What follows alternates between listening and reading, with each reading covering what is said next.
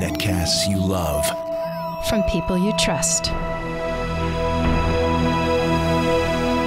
This is Twit.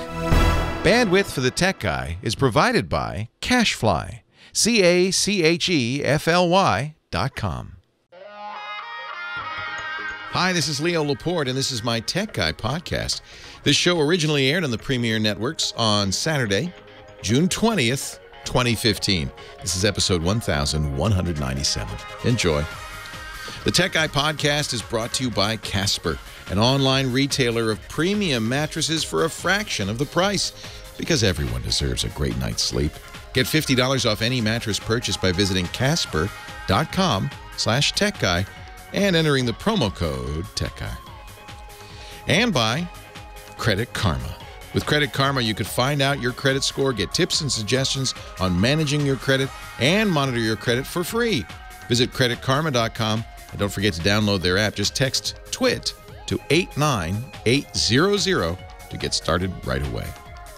And by Squarespace.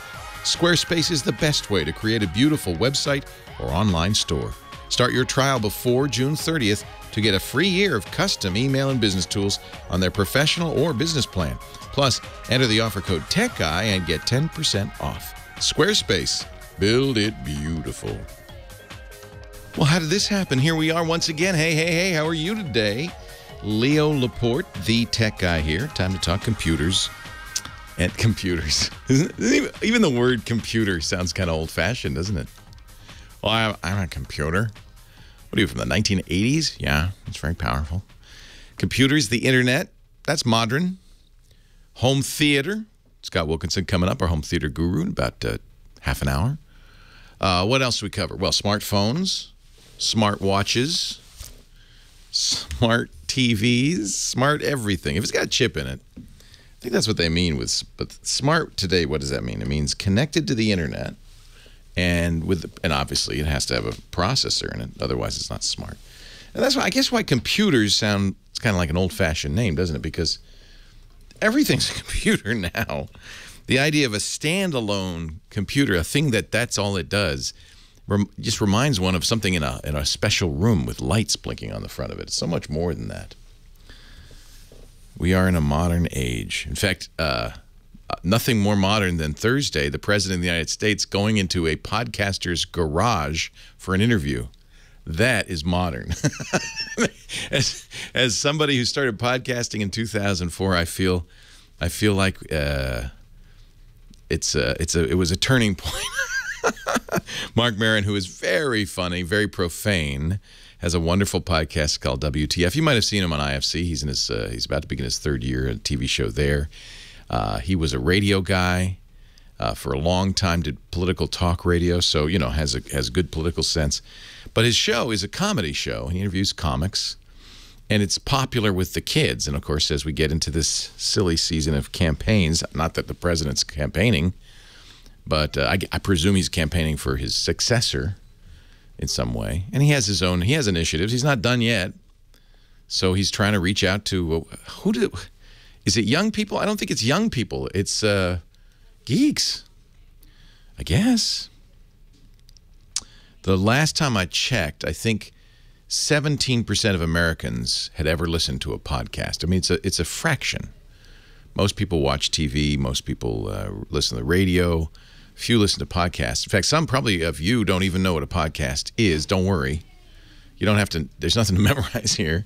It's just it's radio and TV that you get via the internet, basically, instead of over the air or via the cable.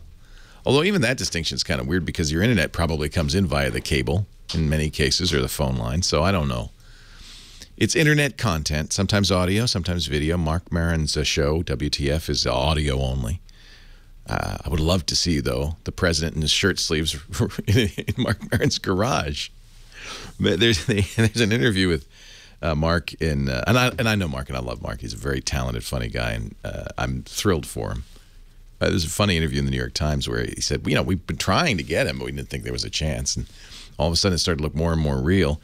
And then Maron says, well, I don't know where it's going to be. Probably, Air Force. We'll sit down on Air Force One. Because you know what? A podcast, you can record that anywhere. Need an audio recorder, a couple of microphones. Maybe I'll fly to the Oval Office. Nope, the president's going to come to your garage.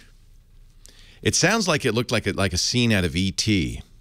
You know, where they put the tents leading up to the house because they don't know, they want to quarantine the house, and the federal agents go. That's what they did. They set up a tent. The limousine could pull into the tent and then be out of the line of sight of anybody. There were snipers on his head. Mark says, on my neighbor's roof, there were, federal agents there. There was a tent leading to the garage. He was quarantined. Amazing. Just amazing. Anyway, I know probably does make a big difference. It's the Arsenio moment, right? Remember when Bill Clinton appeared on Arsenio Hall and played was that before he was elected, or was that during the campaign? Played his saxophone? It's probably during the campaign to show that he was a hip guy. Does it? I'm wondering though. Does it make you feel like the president's hip because he was on a podcast with a comic? He did Between Two Ferns. Remember that? Have you ever seen that show? That is a great show. Zach Galifianakis does that and plays kind of a nerdy, strange, nervous TV. It's like a cable access, supposed to be like a cable access TV show where he interviews people. He asked Obama, what does it feel like to be the last black president? Which, I mean, that's kind of brave. To which Obama said, what about that Hangover 3, man?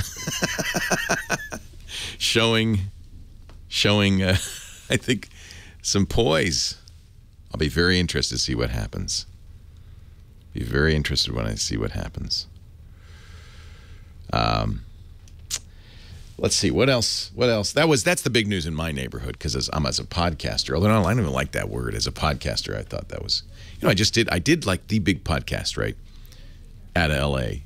Over on Thursday. I did The Nerdist with Chris Hardwick. And that's supposedly the big podcast. So that was fun. And that's the same thing. It's just a bunch of guys sitting around chewing the fat. It's an interesting medium. Because it's not that much different from broadcast radio, really. A little upset about this, and we'll have to kind of keep an eye on this story. There's a online, and I think it's I think it's print too, a journal called Reason.com. It's a political journal. They did a story about the Silk Road and Ross Ulbricht sentenced to life in prison without parole. There were several commenters on the post that apparently attacked the judge who made the ruling.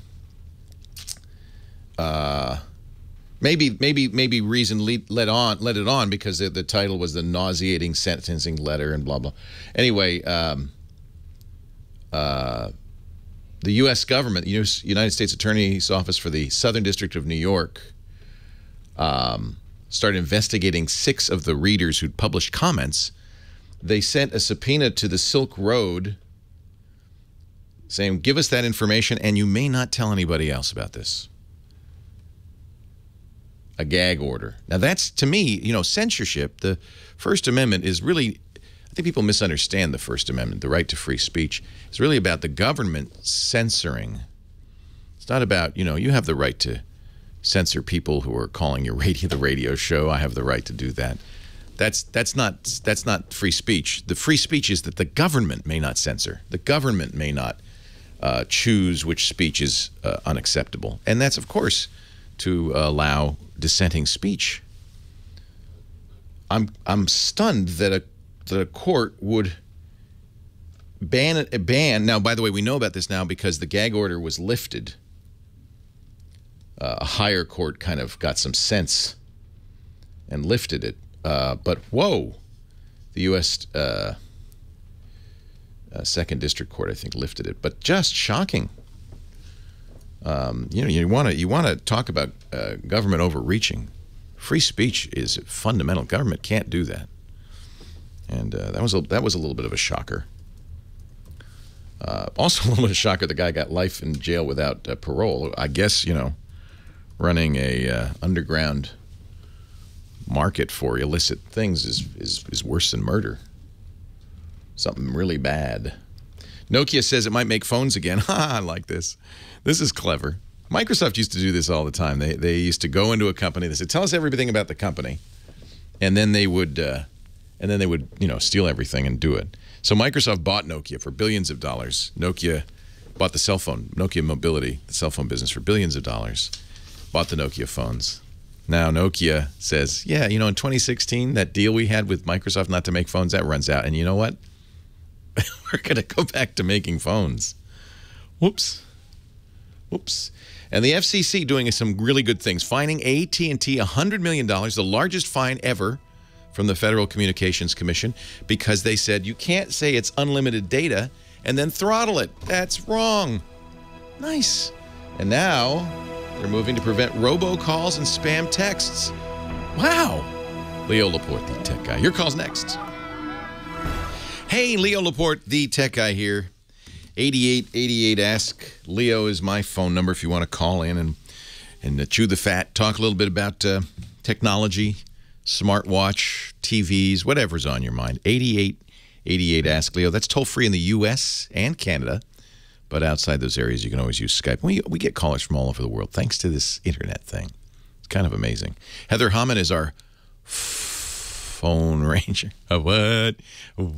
She jumped when I said her name. Is our phone ranger. Heather, you've been looking at the people. You've been lining them up, curling their hair in some cases, powdering their noses, making them look pretty for the radio. Who should I talk to? I straightened Max's hair, but anyway. You should have seen I need a haircut bad. But when you've shaved your head, which I did for charity on New Year's Eve, when you shave your head and your hair gets long again 6 months later, you don't want to cut it. It's like, let it grow. I want my locks to go down the back of my neck. Because you missed it so much for so long. I missed it. You literally are like, I want to be the long-haired hippie guy now. Long-haired tech guy. You really don't want to see a dude at my age with a ponytail. I'll be honest. I know. I'm not going to do that. I pretty much don't want to see any guy with a ponytail. Yeah, but my age is not good. Enough about me. Not good enough about me. Back to Max. He does not like the Android emojis. This is an aesthetic thing. It's an aesthetic thing. Hi, Max. How are you? Hey, Leo. What's up? Every platform has its own version of the emojis. I agree, and I think the Android ones look hideous. And so you want to know if you can use the Apple ones?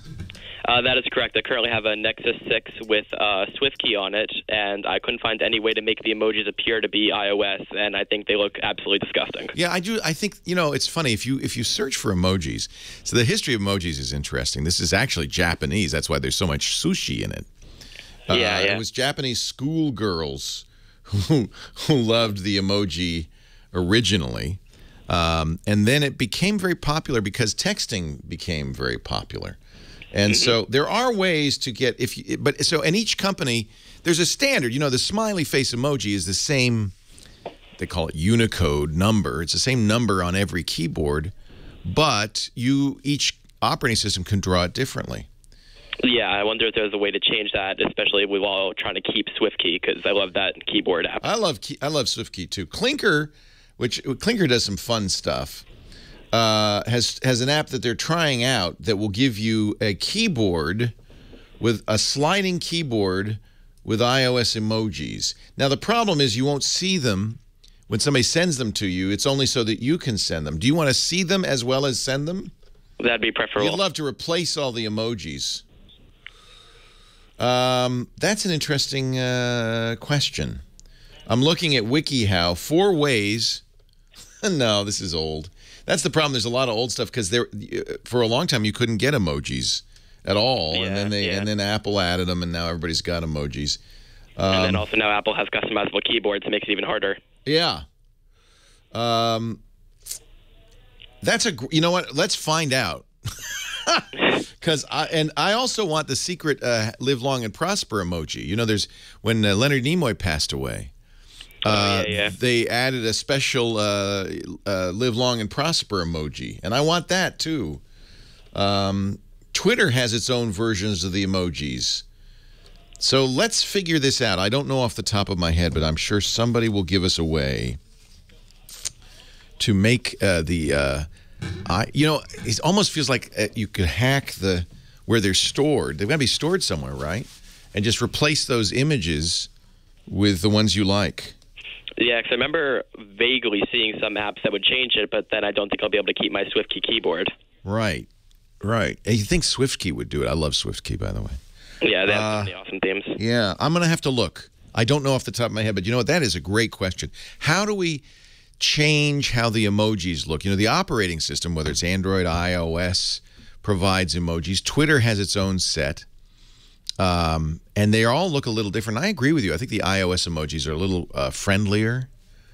Especially, you know, it depends on the ones you use, but they're all different. You can we'll put in our show notes a comparison page that has all the different companies' versions of each emoji, and you can see which ones you kind of aesthetically like better. I am not sure. I'd love to get to live long and prosper. They say in iOS, Tripod in our chat room says you have to add a shortcut, so like LLAP, and then it will emerge. The real issue, though, is not only showing the emoji, you know, giving you a chance to enter the emoji, and then your friends on iOS will see it, but you can't control how your friends on other phone platforms will see it. That's just going to show up as it shows up. But what you'd really like is that incoming emojis look like iOS as well. That I don't know how to do, but we'll find out. It's got to be a hack, right? You hack those images. There was, and you probably should know about this, something like 600 million Samsung phone users are vulnerable. We're mentioning the SwiftKey keyboard. Samsung does a customized version of SwiftKey on the Galaxy S5 and S6, which is what I use on the Galaxy Note 4. And apparently there's a serious security flaw in it that will let a bad guy get into your phone. You'd probably have to download a bad app. I mean, probably the best fix for this is to be very careful where you get apps. Get it from the Play Store, you know, not from somewhere else. You might want to install Lookout or something that scans your apps as you download them. Google does that as well. But the other point is that SwiftKey itself doesn't have this problem. It's what Samsung did to SwiftKey when they made it their default keyboard. However, you can't uninstall the Samsung keyboard, and even if you use another keyboard, as I do, I use SwiftKey, the vulnerability still exists. So we're going to have to keep an eye on that. This is where the website's going to be very handy. TechGuyLabs.com. Make a note of that website, Max, because I think what's going to happen is we're going to get all the solutions there. We'll put them all together on the website. TechGuyLabs.com. The way it works, James DeRuvo is taking notes right now as I speak, you know, writing down kind of a sketchy version of the question and the answer. We then open it up to comments. There's no charge for this, no sign up. It's just go to techguylabs.com. You're searching for show 1197. You search by day, by hour, by question. So first question of the first hour. And then you can comment. You can say, hey, I did it like this, or here's how I did it, or here's a good idea. Here's a page to look at. Josh Windish will fix it all up. We'll put audio and video in. And then it's a permanent resource, which is handy. Somebody's saying SMS Messenger Pro. We'll do this. He wants to. Here's the real challenging thing. Max wants to keep SwiftKey. I don't blame him. It's a great keyboard. This is something SwiftKey should do, is offer alternative emojis. That'd be kind of cool. Did I say 600 million? Is it six? I think it is. Samsung phones. That's a huge number, isn't it? Is that right? My memory may be going. Keyboard. Let me just do a Google search on it. That was the number I thought I saw in that news story. Yeah, 600 million. That doesn't sound right, does it? There are 600 million Galaxy phones, and all of them have this security problem. Samsung says, we will fix it. We can fix it. It's easy to do. Thanks to our Knox platform, we're going to push out a fix. Hey, Scott Wilkinson's coming up, home theater guru. We'll talk, I think he's probably seen Jurassic Park by now, the biggest movie of all time. First weekend, we'll talk about that and more. Leo Laporte, the tech guy.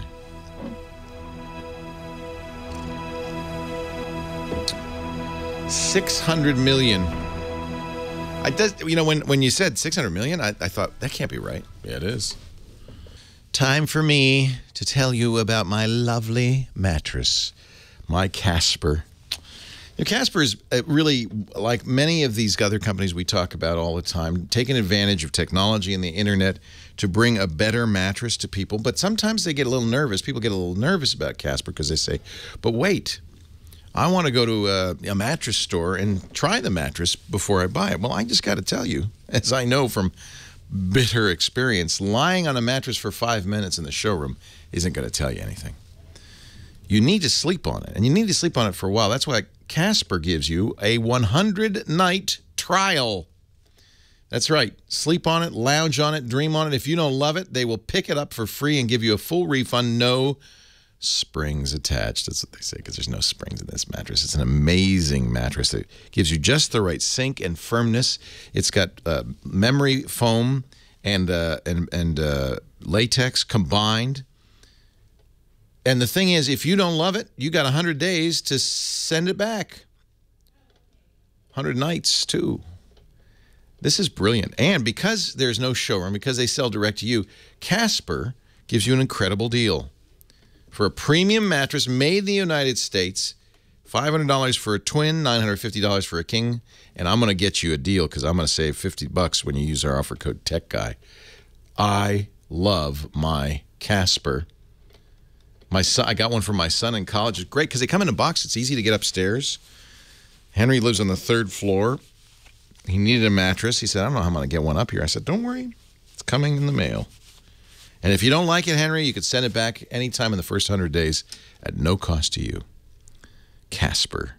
Casper.com/techguy. Is it flippable? Yes, it's flippable. Somebody wants to know if it's flippable. And you don't need a box spring. You can put it on slats. That's what we do. Or a platform bed. Actually, it's great on a platform. Henry's just sleeping right on the floor, which is kind of like a platform. Look at Casper.com/techguy, $50 off when you use a promo code TechGuy. You're going to love your Casper. You will, I promise it. Look at these Casper lovers. Ozzy loves my Casper. The kitties love the Casper. I love these pictures of Casper in the field. The box is it's tiny, and it holds a giant mattress. We did the same thing with our Casper box, except instead of the kids, we had actually, Michael played in it. We did, actually. Michael played in it. And the dog. Hey, Scott. Hey, Leo. How you doing? I'm well. How are you? Good, thank you. Did you see the IMAX version? Sadly, I did not see Jurassic World yet. I know. It's all anybody. I didn't see it either. I'm dying to see it. Oh, yeah, I want to see it too, but I've been in the throes of getting ready to go to New York tomorrow. Fun. For a big, well, yeah, it will be, but it'll be a lot of work too. It's the mid-year consumer electronics meeting called CE Week. Good. At which will be the 2015 Value Electronics Flat Panel Shootout. Oh, they're going to do that again? But didn't they just do it? No. They do it every summer. Oh, it feels, boy, time's flying, I guess. I know. It feels like they just did that. Yeah, no, it was last summer. And this year's the first year they're not doing it in their showroom, but rather at CE Week in Manhattan.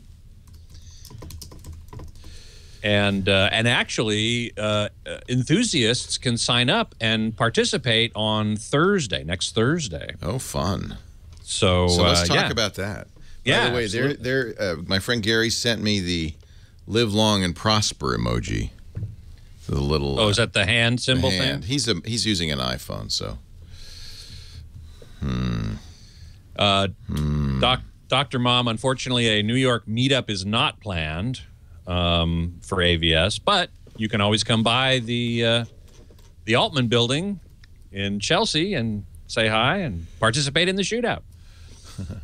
I can't call it IMAX, by the way. Why not? They're suing Ars Technica for using the word IMAX. What? No, they changed their mind, but so it's a fascinating story. I don't think I heard it. Yeah, so Ars Technica did an article talking about Steam VR, in which they mentioned IMAX, and a lawyer sent them a letter, cease and desist, saying a mention of the IMAX brand was misleading and suggested that any unauthorized use of the company's trademark is forbidden. Oh. And the folks at IMAX were very embarrassed, as they should be. Gary says, I saw Jurassic World in unnamed big screen brand name is 3D. Should I do that? Should I never? So never again am I going to say the word IMAX. Would they feel bad? I don't know. I think I'm going to have to do that from now on. I'm sorry, IMAX. I cannot use that word anymore. I'm going to use it. No, you can't. I don't want to get sued. I won't use it on your show. How about that? I think they should be punished for their stupidity. In the review, the guy said it feels like an IMAX in your house. Well, what's wrong with that? Well, that's an unauthorized use of our trademark. Oh no! IMAX is even going into home. Maybe that's why. Installations. It costs $500,000 or whatever, but you can now get an IMAX in your home. There's a lot of people with stupid money. I don't know how they got so rich. I don't either. Fair. No. Leo Laporte, the tech guy, doing the bump to hump to bump because it's Scott Wilkinson time. Probably saying something I shouldn't say on the radio. Scott is our home theater guru from AVS Forum. He also does a great podcast. Now that you can say the word, it's proud. Be proud that you're a podcaster. I am proud to be a podcaster. The president spoke to It's called the Home Theater Geeks Show. And you can see it on our podcast network, twit.tv/HTG.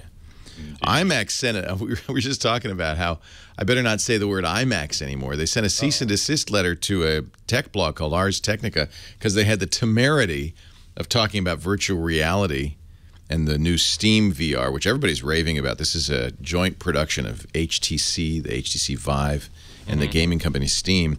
And they said it's like IMAX in your living room. And IMAX said, and sent him a nasty note saying, that's an inappropriate use of the trademark. You must retract that article immediately. Oh, man. It's like, but he's saying that it's a good thing. Well, I'm not. For now on, I'm going to say a name brand widescreen distribution form. Large screen distribution format, yes. And that's it on the I word on this show. I don't want to get They apologized, but that just shows you. Somebody told me that you can't publish a picture of the Eiffel Tower anymore. That's a What? That's a trademark. That's a trademark? Oh, come on. That's ridiculous. Oh, my. Hey, Scott, you didn't see Jurassic World, hey? I didn't. I'm sad to say because I'm looking forward to it. I think it looks great from the trailers, but I hear that iSmack version is excellent. And it's in 3D. Yeah. Now, I'm not a 3D fan, but I think sometimes on the super big screen 3D looks okay. I agree. I agree. I think I saw Avatar that way. Yeah. Now, IMAX in the large screen iSmack format that shall not be named uses polarized 3D, which works great for everybody, even those of us who wear prescription glasses. But the new laser projector system, which I've mentioned on the show before, uses a different type of 3D glasses, which gives little internal reflections between the inner surface of the 3D glasses and the outer surface of your prescription glasses, and really is very distracting in my opinion. So that's the one thing about laser projectors that I'm not happy about when it's a 3D movie. I'm most interested in seeing Inside Out, which just opened yesterday. The new Pixar movie, which is being released in high dynamic range at certain theaters. And there's one here in LA, and I really want to go see that, but I haven't been able to go out and see any movies lately because I am in the process of preparing to go tomorrow to New York to attend an event called CE Week, which is the mid-year meeting, gathering, if you will, of the consumer electronics industry. And I've actually been pretty heavily involved in organizing the event. I'm a co-chair of 2 different conferences that are held there. And even more interesting, about the Value Electronics flat panel shootout that happens every year, right? Yeah, we talk about this every year because this, I think, is widely agreed to be the kind of one of the touchstones for which TV is best. Yes, it is. Certainly one of the touchstones. Value Electronics is a retailer in Scarsdale, New York, owned by a fellow by the name of Robert Zone. And every year he pulls out the flagship TVs from each of the manufacturers, puts them up right next to each other, invites people to come in and take a look and vote on different picture quality categories, like contrast, like color accuracy, and so on and so forth. And then he tallies up all the scores and declares, king of TVs for 2014. Who was the king last year? Last year, the first king was the LG OLED, but Robert had decided to give the different picture quality attributes different weights. And some people complained about that. And so he then unweighted all the scores. And what should be the winner but the Samsung F8500 Plasma, which was no longer available, but it had been the previous year's winner. So is there a favorite this year? There is. This year we're going to have the next generation LG OLED. We're going to have the Samsung JS9500, which is their high dynamic range TV, and the first one in the market, the only one currently available. Should I look at that? I mean, is that worth... Oh, absolutely, no question about it. You may, people argue about 3D, right? Yeah. You're not a big fan. Not a I fan. kind of like it. I have. All my TVs have it because it just comes with it. I haven't put the glasses on once. But you don't put the glasses on. No. No one will argue about high dynamic range. We're also at the CE Week having a demonstration by Joe Kane, a true video guru, on high dynamic range and the importance of it and why everyone will be agog about it. And though I've seen it, and those of us who have seen it all agree, without question, it is stunning. Is everybody going to offer a high HDR TV? Eventually, yes. Okay. Samsung is the first out of the gate, and what about UHD? I'm so confused. Well, yeah, UHD, Ultra HD. It actually encompasses more than just the number of pixels. But would an HDR, a high dynamic range TV, also be ultra high def? Yes. They'll go together. So they will go together. In other words, when it comes to, and this is the problem, is I think people aren't used to buying new TVs every few years. And so it's a real problem for the flat panel industry, which is suffering. It really is. Absolutely no question about it. So one of the things that pushes this stuff ahead is to get you back, get you into the store. Yes. But if you are going into the store, you should look for UHD. Now, there's a new standard, right? Well, now, I generally recommend, this is a tricky question. It's a difficult question. That's why I'm asking it. I generally recommend that the standards around UHD or Ultra HD are not fully settled. I thought they were. They are not. Oh. Especially high dynamic range is not settled. Oh. Samsung uses one version. Vizio is going to use a different version called Dolby Vision. So the dust has not settled yet. And as a result, I recommend that for most people, mainstream consumers or people with a limited budget, with limited means, and they can't buy a TV every 2 or 3 years, to wait. Good. If you need a TV right now... Wait till when? I would say it's going to be another year. Okay. Or maybe 2. Good, because I spent a lot on my OLED. I still like it, but it's 1080p. Yeah. It's not...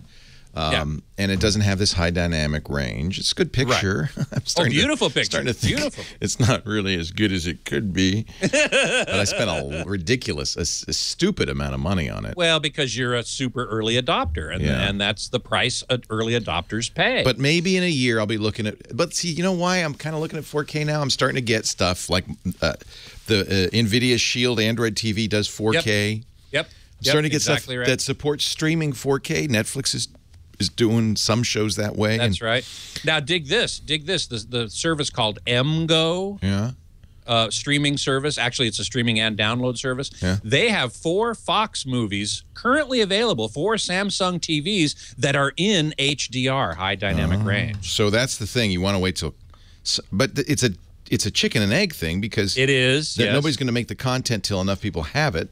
Yep. And Fox, the movie studio Fox, has decided to take that first step. Does it really eliminate the advantage if you stream it like through Netflix? 4K on Netflix, it's not the same as like a Blu-ray 4K. No, not at all. It's very highly compressed. These are the things that Scott discusses in infinite detail at avsforum.com and on his podcast, The Home Theater Geeks. Who's coming up this week on Home Theater Geeks? Oh, this week I'm going to be doing it from the CE Week. That'll be fun. Interviewing people in their booths from CE Week. So it'll be fun, yeah. twit.tv/HTG. Scotty, we'll talk to you next week. You bet. Leo Laporte, the tech guy. Beep, beep, beep, beep. So you think, okay. Now it's time for further clarification. Indeed. It's worth, you're clearly excited about HDR, so it's worth waiting. I'm not going to buy a 4K set until HDR and 4K have settled. Yes. Not that I wouldn't be able to see stuff, but it might not be exactly the same as it's supposed to be or that kind of thing, right? Well, if you don't have HDR capabilities in your TV, you're not going to be able to see the advantage of it. But if I got an HDR today, even though it's not the standard, it's not like I'm not going to get some value out of it. No, you will. You will. And the only TV you can buy today with HDR is the Samsung. There are 3 lines. I'm not anxious to buy a new one, that's for sure. No, no. And they're LCD TVs besides, which have inherent limitations. So I'm going to wait for the UHD and HDR standards to be settled. Yep. For an OLED doing that, probably? I would say yes. Okay. Now, OLED won't get as bright as an LCD TV, and That's part okay. of HDR. I live in a basement room. Yeah, exactly. If you live in a black hole, or you have a theater in a black hole room, as I do, I draw the drapes. Yeah, exactly. Then it's probably okay. But part of HDR, high dynamic range, is not only lowering the black, but increasing the maximum, what's called peak luminance, peak brightness, and when you see, and that's not to say that when you have like a snow scene, it's going to blast your eyeballs. Right. It's not. They're using that super high brightness only for little specular highlights, little reflections off of metal things. Yeah, lens flare. Yeah, right. J.J. Abrams is going to love it. I'll tell you that right now. Okay. Okay. But it does sound like next year or, in a year or two, that OLED screen is going to last me a good long time. But in a couple of years, maybe replace that. By the end of this year, we're going to have Ultra HD Blu-ray. Oh, that was what I was going to ask you, is the medium. Okay. Yes. Ultra HD Blu-ray is coming. The spec was just finalized, but there's still a few details to work out, especially in the authoring end of things.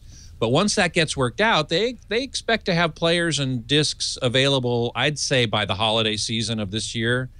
And that disc has HDR capabilities in it. So, and they will accommodate several different ones. They'll accommodate the SMPTE standard, they'll accommodate the Dolby standard, and they'll accommodate the Philips standard. Wow.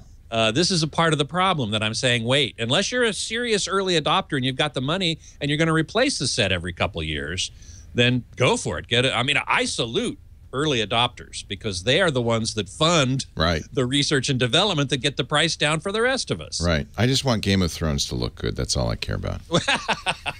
And I'm sure it will. It did. It does. Yes. All right. When I was on the Nerdist on Thursday, we bemoaned the loss of DVD extras, in particular director commentary. And it was just one brief shining moment when you got those director, and now. You mean, well, Blu-ray discs still have them, don't they? Yeah, but, I think directors... You're talking about streaming, I think. Yeah, but I mean, I'm sure discs kind of do it, but I think even on the discs, they're fewer and fewer because fewer and fewer people are buying discs, and I think the directors didn't like all the extra work, and they weren't getting paid to do them, apparently. Yeah. But boy, I like the Coppola commentary on The Godfather. Oh, my God, it's incredible. Yeah.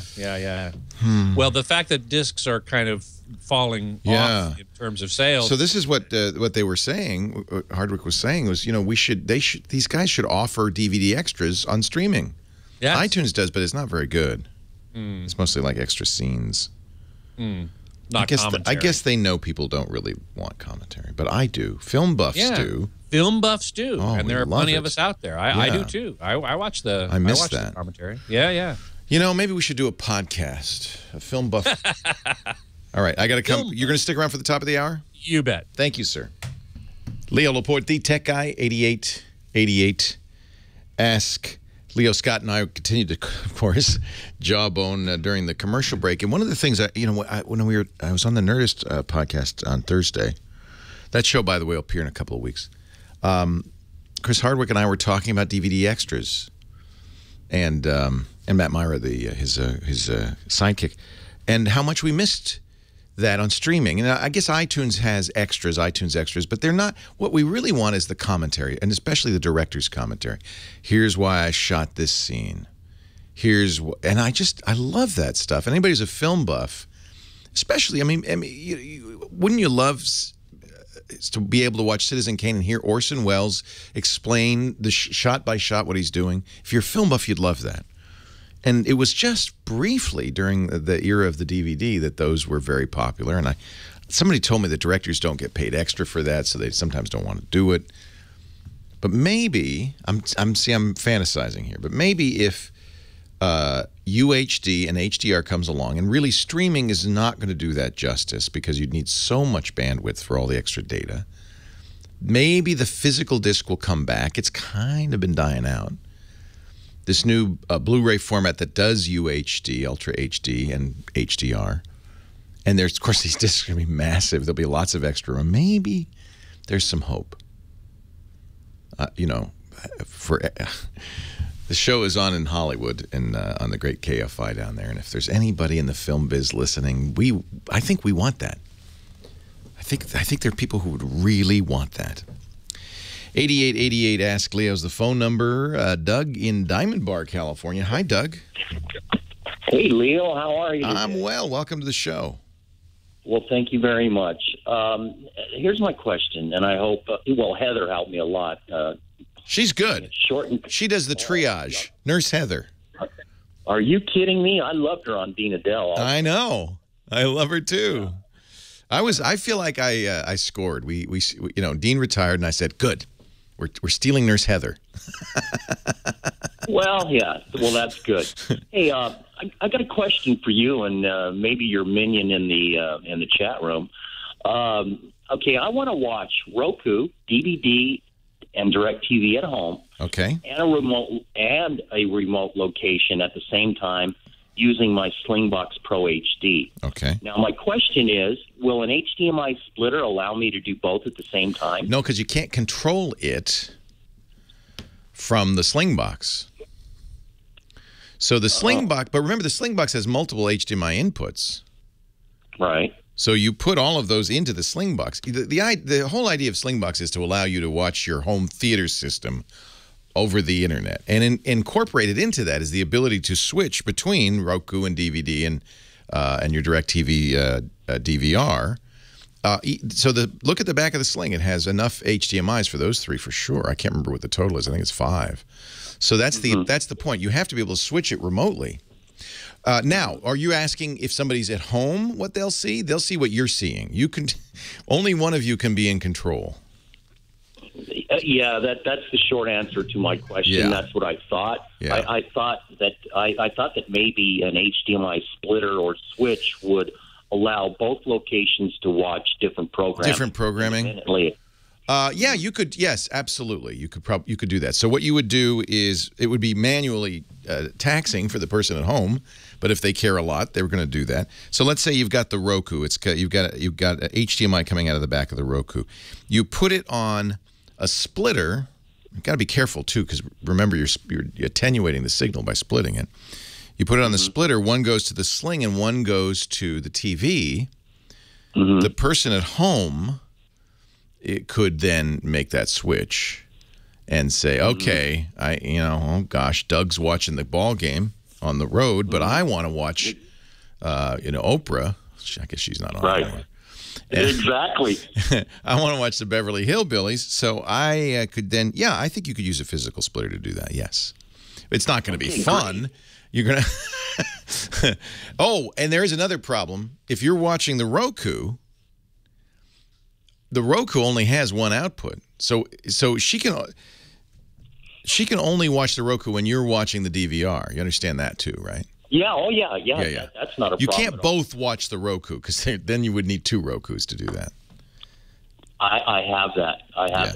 I'm perfectly clear on that situation. Okay. I wanted to know if you have time for one other question. Certainly. Okay. Well, I've got an old Mitsubishi TV, probably made in 2005.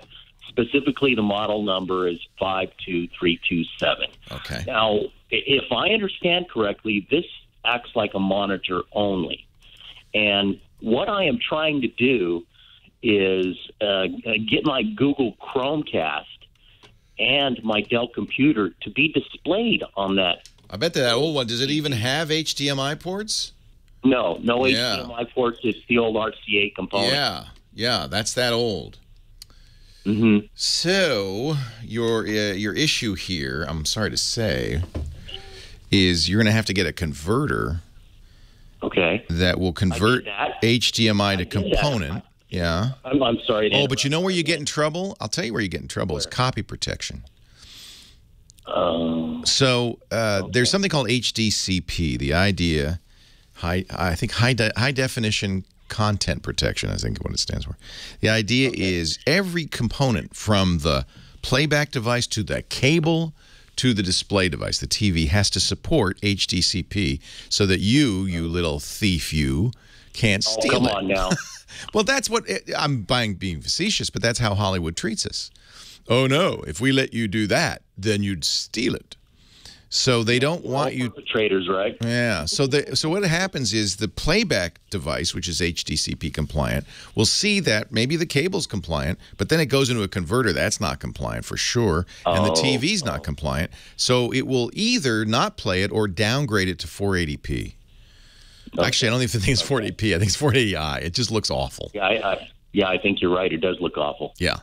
That's because if you were allowed, all of us, we're such thieves that we would take that content, we would burn DVDs, and we'd put them on blankets in front of our house and sell them. And you better not do that. There you go. They're so paranoid. You know, the gaming industry gave up on copy protection. The music industry gave up on copy protection. They realized that it only harmed legitimate users. Pirates aren't harmed by this. They know how to get around it. And so there's two outcomes to this. Either the legitimate buyer of this stuff gets peeved and says, rah, and is unhappy, or worse, they learn how to pirate it. Because you know what? Pirated content has no HDCP. So in effect, you're teaching a nation to be pirates. I bought this Blu-ray. I want to be able to watch it, and they won't let me watch it on my TV because it's too old. Well, the heck with them. I'm just going to go and download it because there's no problem there. And I think the music industry learned this, didn't they? And I think the gaming industry learned it. But the movie and TV industry still hasn't learned that lesson. So, and that's, by the way, why everything's moving to streaming. Because streaming you can't steal very easily. That's much harder to steal than a physical medium. So, but anyway, I'm sorry to say that's what's impeding you at this point is HDCP. I am not going to recommend. It would be unfortunate for me to recommend that you search the internet for a way to bypass this, because that would be illegal. Lowever, there are ways to do it. I just, I don't want to recommend that either. I want to tell the movie industry get it together and do it right. There you go. Yep. Sorry. Thanks. No, are you kidding me? Sorry. You helped a lot. Sorry to be the bearer of bad tidings. I don't know. And remember, even they had copy protection for VHS. Remember that? Oh. It doesn't. The thing is, a pirate is like, well, no problem. We have means because they're incentivized. Somebody who's stealing it is making money on it. They're going to get around it. That's not a problem. The only people who don't get around it are honest people. Where is that? Where is it written that that's a good way to do stuff? Why does anybody think that's a good idea? Look, I understand. I mean, movies are expensive, and if you lose $50 million because of piracy, that's a big deal. But don't punish honest users. It's a mistake. They stopped doing this. Remember, you'd go to the theater. I paid $9.50 to see this movie, and then they say, "Stop stealing." Wait a minute. These are all people who paid $9.50 to see the movie in the theater, and you're doing an ad to say stop stealing? Think you got the wrong audience. Very frustrating. 8888 Ask Leo, that's the phone number. When we come back, I'm going to talk about LastPass. I know I've been recommending this. It is and I still, just bottom line, still recommend it. But if you use LastPass as your password vault, we've got some tips on how to protect yourself. Maybe you got that email from LastPass. Details coming up. Leo Laporte, the Tech Guy.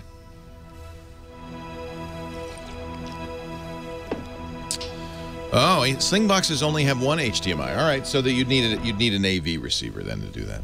I guess they assume you're. That's weird. The Slingbox 5000 has one HDMI. That's completely useless. Oh, you're right. You're right. They have HDMI in and out, and that's it. And the rest is component. Oh, you know why? HDCP. Our wonderful sponsors. I have to. I'm going to make a little retraction on Credit Karma. I use Credit Karma. I love it. But I said in the last time I did the Credit Karma ad, I made a mistake. I said that it does not require your Social Security number to sign up. It does. In some cases, it does. You don't need to enter any credit card information. What is Credit Karma? Let me tell you, it is great. It gives you the most important number in your life. Not your weight, not your height, not your age, your credit score. And it is so important to know what your credit score is. When you're buying a car, when you're getting credit cards, when you're starting out in life, when you're just moving through life, understanding your credit is the first step toward building your financial future. There are places you can go to pay to get your credit score, and that's not Credit Karma. Credit Karma offers free credit scores and reports and monitoring, along with some really useful financial tools to help you make sense of your credit. I've been using Credit Karma for some time. I was really happy when they came to us and said, we'd like to do ads. I said, you got it. You bet. I love it. Download the free Credit Karma app right now. Text TWIT to 89800 and get started right away. You'll get suggestions to help you manage and monitor your credit and be alerted when your credit score changes. It was fantastic. Credit Karma, I saw my score seemed like a little low. And I looked, and they tell you why you're, what are the details. And I saw, oh, I forgot about that credit card. I fixed the problem outside Credit Karma. I called the company that did the credit card. I said, I don't want that anymore. Am I all paid up? They said, yes. I said, good, thank you. It's that kind of thing makes a big difference. It's easy to forget what's going on. Credit Karma helps you pay attention. It helps you pay attention. And the knowledge is power. Get your financial health in order. CreditKarma.com to manage and monitor your credit for free. No credit card required. You don't have to give them a credit card. They do it all for you for free. And do get that free app by texting TWIT to 89800. TWIT, T-W-I-T, to 89800. And I do apologize for misstating the Social Security issue. That was a mistake in my reading of it. So they do require your social to sign up, but you do not need to give them any credit card information. CreditKarma.com. So, yeah, it's here I am in the chat room. Anybody got any questions? We've been talking about, the shootout. Dr. T actually asked if anybody was excluded, and the answer is no. No one is excluded. There are a couple of models that aren't in the shootout because they're not ready yet. They're not in the marketplace, so can't do that because the shootout uses only production samples. This is really important. The only TVs that are eligible are production samples. That is, TVs that you could buy if you go to the store. Same thing. I'm sure that manufacturers would want to send pre-production or engineering samples, which they've tweaked to within an inch of their life and perform, really, really well. But we don't do that. We only do Robert, I should say. I'm involved this year, so I can say we, but it's the first year I have been. But Robert only uses production units, and rightly so. I totally agree with that. So there are a couple that aren't ready yet, so they're not in the shootout. So we only have the production samples. It also brings up an interesting question. Somebody asked me about this called golden samples, which is what happens when the manufacturer sends you a TV and they've taken it out of the box and they've tweaked it, like I said, to perform as good as possible. Well, that is perhaps a problem, but I don't think it's as big a problem as some people think.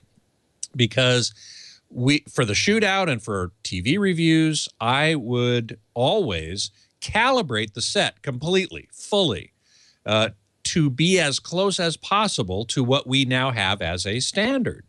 And so even if they made a golden sample, and say it had wider color gamut or deeper blacks or brighter whites in particular, I would bring those down to where they're supposed to be. So the tweaking that the manufacturer did would be of no consequence, because how close can I get it to those system standards? And then I look at content under those conditions, not under, what the manufacturer might think is the best conditions. So it's not as big a problem as some people think it is, but that's the answer to that question. At the shootout, which, by the way, I want to make sure everybody knows, those of you who might be in the New York area and want to drop by, you should send an email to Robert Zone, that's RZOHN, at valueelectronics.com, and just say you'd like to come on Thursday, this coming Thursday, which is, I believe, the 25th. Let me see. Today is the 20th. I would guess it's the 25th. Anyway, that is the day when the public can come in if they've pre-registered. The CE week is generally for the trades. So it's for industry people. It's for journalists, members of the industry, people who work in the industry. But on Thursday, enthusiasts can get in and join the shootout. So if those of you who might be in New York next week and you're interested, that would be a fun thing to do. I'm certainly looking forward to it. I'm going to be presenting. The shootout's going to take place over like an hour and a half, and on Thursday there are two of them, one at 9:30 and one at 1, I believe, 1 o'clock. And I'm going to be doing a presentation at the beginning of the shootout of each of those sessions about the technical aspects, how the sets measured when they were calibrated. Here are the patterns and the clips we're going to look at. Here's what to look for. And here's how to score on your score sheet. And then we're going to put those into a spreadsheet and calculate it all out. So should be loads of fun. Yes, Bill in Michigan, preempted by a mattress. James VA3JPX asks, how do I interface my PR40 mic to the computer? I use a preamp, a mic pre, and USB interface from a company called Mackie, which is a very well-known pro audio company. This is called the Onyx Blackjack. It has 2 microphone inputs, and it converts the analog signal from the microphone into digital and then sends that to the computer by USB. So that is the answer to that question. UJ, yes, all the TVs in the flat panel shootout are all flagship sets. They're the top of the line. So they are not cheap. You are exactly right about that. They are not cheap by any means. But we really want to Robert really wants to find the best performing TV out there each year. That's the point of the shootout.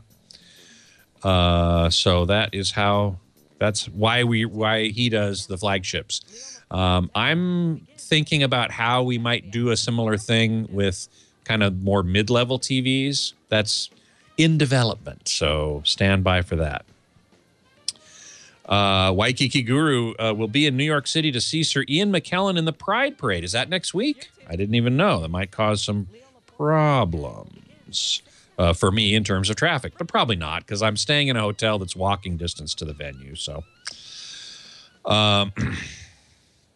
let's see what else I got here. By the way, if you use my screen name, it works a lot better. I'm able to see it, Scott Wilkinson. But of course, I'm running out of time, so I don't have a lot left. I will be back at 2:20 to do some pre-recording for the upcoming Tech Guy show. So thank you, Scott. Look forward to seeing you then. Well, hey, how are you today? Leo Laporte here, the Tech Guy. Time to talk computers, the internet, cell phones, home theater, digital photography, smartphones, smartwatches, whatever's on your mind. 8888 Ask Leo. That's the number. 888-827-5536. Toll free from anywhere in the U.S. or Canada outside that area. Use Skype. Won't cost you anything. Website, very important. I always forget to mention it. TechGuyLabs.com. TechGuyLabs.com. So LastPass, let's talk about it because I've been recommending it. You know, the problem really is, and it's a relatively new problem, it's really started with the internet. Most of us in our lives only had to remember a few things. Maybe our locker combination. Remember how hard that was? In school, a bicycle lock combination. Passwords were restricted to speakeasies. What's the password? Land shark. Come on in. What else? I can't think of what else. We didn't have passwords till the internet came along. Then all of a sudden, not only do we have to remember one, we have to remember a plethora of passwords. And we're told, most of us just pick something, you know, like your dog's name and your birthday. We're told those are terrible passwords because they're guessable. Any word in the dictionary, a hacker can crack in seconds. Even if you've got 2 or 3 of them strung together, seconds. So we're told the best passwords are long, 20 characters, completely random, letters, upper and lowercase, numbers, and punctuation. So most passwords, if you're picking good ones, are totally unmemorable. Oh, boy. So, and it's a problem. People will write down their passwords, put them on a Post-it note on the screen. Well, I mean, it's actually not a bad way to do it as long as people don't have physical access to your computer. My mom used to keep a text file on her desktop of her computer called Passwords, with all her passwords in there. And then she went to a notebook. You know what? Those are not bad systems because really the threat is online. Somebody from, you know, Bulgaria cracking your password and getting into your bank account. That's the threat, or your Amazon account. Or your email. Worst would be your email, right? Because if somebody got access to your email, could log in, first of all, you might never know they're there because they don't have to do anything. They just continue to collect it. It doesn't get in your way at all. And all then they have to do then is go to various sites and say, I forgot my password. Could you mail me a new one? So the granddaddy, the king of these, the one that you should be most careful about is your email password. Are you? We know no. We know not because every time a password database is leaked by bad guys, security researchers look at it, and the number one password is always 1234567 or monkey 123, or some people are clever 9876543321. People try to be clever, but the hackers, the bad guys who are trying to crack these passwords, are using automated brute force software that goes through all the obvious choices first. And it can test so many times, so fast, that it doesn't take long. Now, there are lots of ways to improve this situation. Your website that you're logging into, for instance, shouldn't let you log in many times quickly. It should have a few seconds in between each login, and after a few failed attempts, it should say, come back in 5 minutes. That would work. The problem is, as we know, we've just learned with the Office of Personnel Management, the bad guys then just go and say, well, let's see if we can get the database of passwords. That'll give us all the time in the world to go through them. So I've recommended for a long time the best way to do passwords. It's not super convenient. I got my mom to do it. She got rid of passwords.txt on her desktop, is to use a password manager. And there are quite a few. There's 1Password. There's RoboForm AI. There's Dashlane. There's an open source one called KeePass. But after looking at them all, the one I chose and recommended and still recommend is called LastPass. It's free. If you want all the features, it's $1 a month. And all the features means you can put LastPass on everything, your phone, your tablet, your computer at work, your computer at home, and it will have your passwords wherever you are. In fact, it'll even fill them in most cases. So it encourages you, first of all, not to write passwords down or worry about how long or obscure your password is. It encourages you to come up with, in fact, they even have a generator, as all of them do, that will generate long, strong passwords, truly random, unmemorable passwords. Then the password manager memorizes it, and you only have one password you have to remember. Now, you should still make that a good password. Long, you're going to have to memorize it or write it down, put it in a desk drawer, keep it in your wallet, somewhere And maybe, you know, here's this real way to do this, is to write all of it down except for the last 4 bits. You keep that in your head. So that way if somebody steals your wallet, they still don't have access. So it's a great solution, except the bad guys. Well, it's an interesting point, actually. LastPass is so careful. They detected an intrusion on their network, and they assumed, based on where the intrusion happened, that it was possible for bad guys to have downloaded the master database of users and their passwords. Now, LastPass does it right. These passwords were encrypted themselves. The bad guys did not get just, you know, your password. They got a bundle of useless stuff. But given enough time and weak enough passwords, and the people are tempted to use weak passwords for their master password. That's what these guys got, is the master password database. Or maybe, actually, I shouldn't say that's what the guys got. This is what LastPass is assuming the worst. They saw that these people got in. This is what they could have gotten. And so they sent out an email to everybody. And I apologize to all of you who went, oh, no, Leo told me. It's still safe. A couple of things you should do. You should change your master password, but that's not a bad idea to do that every 6 months or so, just in case. You should also, by the way, turn on two-factor authentication. LastPass will allow you to use an authenticator. They have a lot of ways of doing this. An authenticator, or send you a text message, or a variety of ways to, in addition to your password. If you have that turned on, you're probably not at risk. Bad guys would not only have to figure out what your password is in this highly encrypted database, but also get a hold of your cell phone. Not likely. But, and that's what I do, but I did change my master password, and I encourage you to do so. What they did not get, and even if they had it, is probably not going to be useful to them, is the encrypted, your personal encrypted database of passwords to everything else. That's the keys to the kingdom, by the way. And that's the risk of a password manager. If somebody were to get that and decipher it, ooh, that would be a nightmare. You'd have to change all your passwords everywhere. Oy, wouldn't want to do that. That did not happen. It is still safe to use LastPass. And if you are using LastPass, I recommend you change your master password. Make it long. You know, there are lots of ways to kind of create a random looking password that actually you can recreate. Presidents of the United States, first and last names, first and last initials, uppercase for Republicans. Add your childhood phone number or zip code. Then you got a pretty good password that you can actually recreate. I use song lyrics plus my childhood phone number.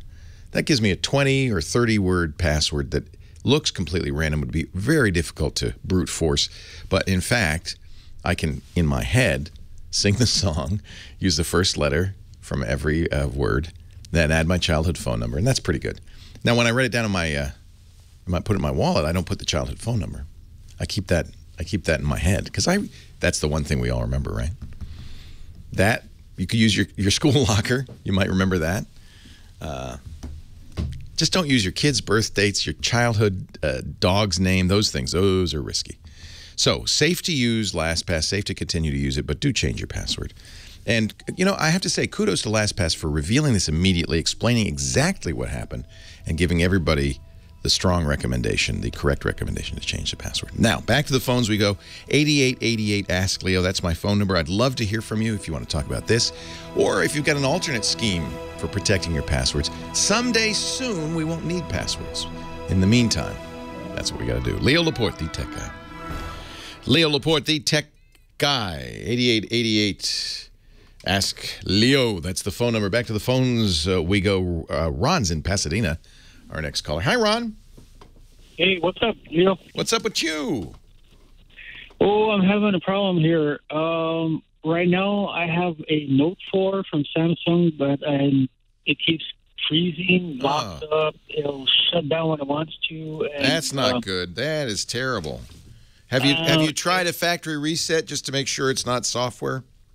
I tried it twice, and they told me that if I try it one more time, it's going to mess up the phone. So right now, I'm kind of undecided if I should go with a 6 Plus from Apple, or if I would just stay with Android. You know, there'll be a new Note this fall. I really like the Note 4. You know, any computer can have hardware problems. Sounds like yours is. So if the people you bought it from stand by it because you didn't buy it more than it came out in September, so it's only been 8 months at most. Yeah. And they won't back it. Did you buy it from a phone company? Who'd you buy it from? I got it from T-Mobile. T-Mobile should give you a new one. Well, they told me that they couldn't give me a new one. They could give me a refurbished one, and I've had problems with the refurbished before. Well, I would try the refurbished first. Refurbished may not be a bad thing. That's a little annoying. There's a warranty on that phone. It's got to be a year. You live in California. Yeah. So there's a year on all consumer electronics mandated by the state. So you should go in and say, no, I want a new one. This is broken, and you owe me a new one. But anyway, if you want to switch phones, have you always used Android? Have you used iPhones ever? I've never used iPhones. A lot of family members, they have iPhones, and well, that's a good. I'll tell you, and they say they love it. Yeah, that's a good reason to go with it because they'll help you. Right? Not bad. Not bad to do that. I think the 6 Plus. The problem is, you have a nice big screen. If you went to another Android, there aren't many Android devices with that size screen. You might look at a Nexus 6. That's pure Android from Google. That's a good choice. That works nicely with T-Mobile. I use a Galaxy Edge, S6 Edge. I like it. I'm not sure I'd recommend it. Samsung has issues somehow. I don't know what's going on with the software, but it's sometimes the responsiveness of the digitizer is unpredictable, so that's not good. But I loved the Note 4. I thought that was great. Now, the S6 has an even better camera than the Note 4. Easily the best camera I've ever used on a smartphone. So there's a lot. That's a good thing. But it's a smaller screen. The battery life is phenomenal on the iPhones because the iPhone is such a controlled environment. Apple can keep programs from waking the phone up, things like that. They don't do that in Android. So battery life on iPhones is better. What about the Edge? I like the Edge. To me, this is the most beautiful phone I've ever used. I have an iPhone 6, and I generally don't pocket it. I bring the Edge around with me everywhere. But like I said, it's kind of got weird. Maybe it's just mine. Digitizer is a little sometimes too responsive. It's kind of weird, but I do love it. They just updated it to 5.1.1 on T-Mobile, so you'll get the latest version of Android, which is nice. I think it's a pretty good choice. I love my Edge, and boy, there's no better screen. It is easily the best looking screen I've ever seen on any phone. You probably should go into T-Mobile, take a look at it. I think it's a good looking phone, great camera. I've sold a lot of them. All my friends now have them.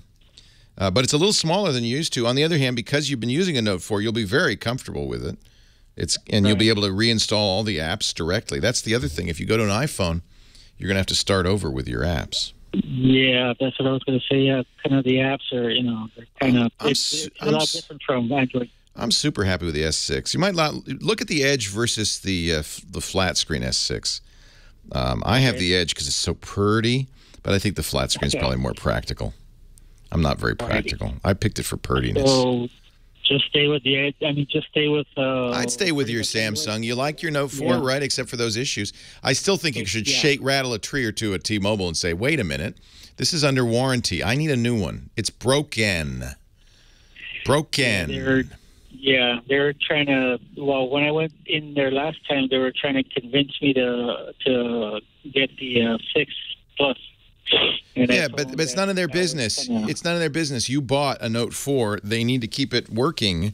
It's at most 8 months old. It's in warranty still. And if you have problems, say I'm going to contact the Attorney General, the state of California. You're breaking the law. Okay. You need to give me a new phone, dude. T-Mobile dude. They'll give you a new phone. If you say, look, you owe me a new phone. I don't want to refurb. You owe me a new phone. This phone is not working. I don't know actually what the law is about refurb. They owe you, I guess, a fix. Maybe giving you a refurbished phone is kind of that. Maybe that would satisfy the law. It feels to me if the phone broke in 8 months and it's clearly broken, I want one that works. A refurb may not be a bad thing if it's a truly... if it's the right refurb, it's got the same warranty and all that. I'm not sure I'd reject that. Take a look at it first. I don't want a scratched one. All phones are, refurbs ultimately. Yours is used too. For eight long months. Rob in Orange, California. Leo Laporte, the tech guy. Hi, Rob. I turned off the microphone. Hey, Rob, go ahead. Hey, how you doing? I'm well. All right.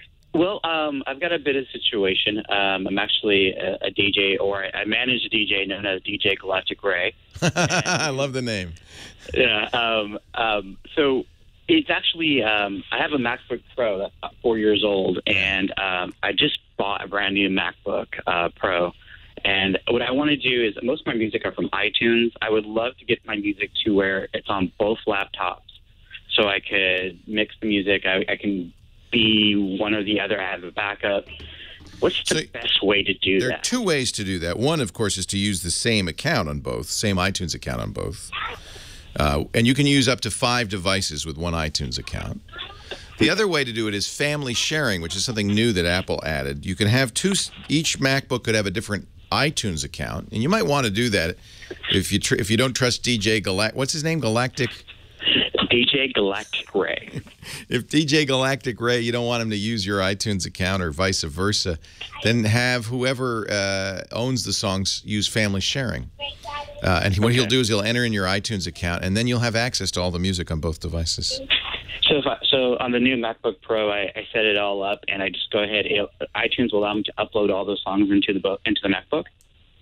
You have to use, you pay $25 for iTunes Match. I left that part out. Okay. I mean, you can copy them over if you want. iTunes Match is nice because then it puts everything in one music library in the cloud available to you anywhere else. Okay. If you're on the same network, you can even use home sharing to do that.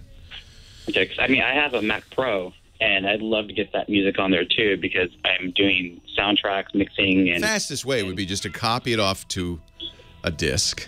You know, copy the iTunes library onto a disc, and then on the laptop, import the iTunes library into the laptop. If they're the same account, no. Actually, even if they're not, they don't do copy protection anymore. Just copy it over. Leo Laporte, the tech guy. Our show today brought to you by Squarespace, the place to make the better website.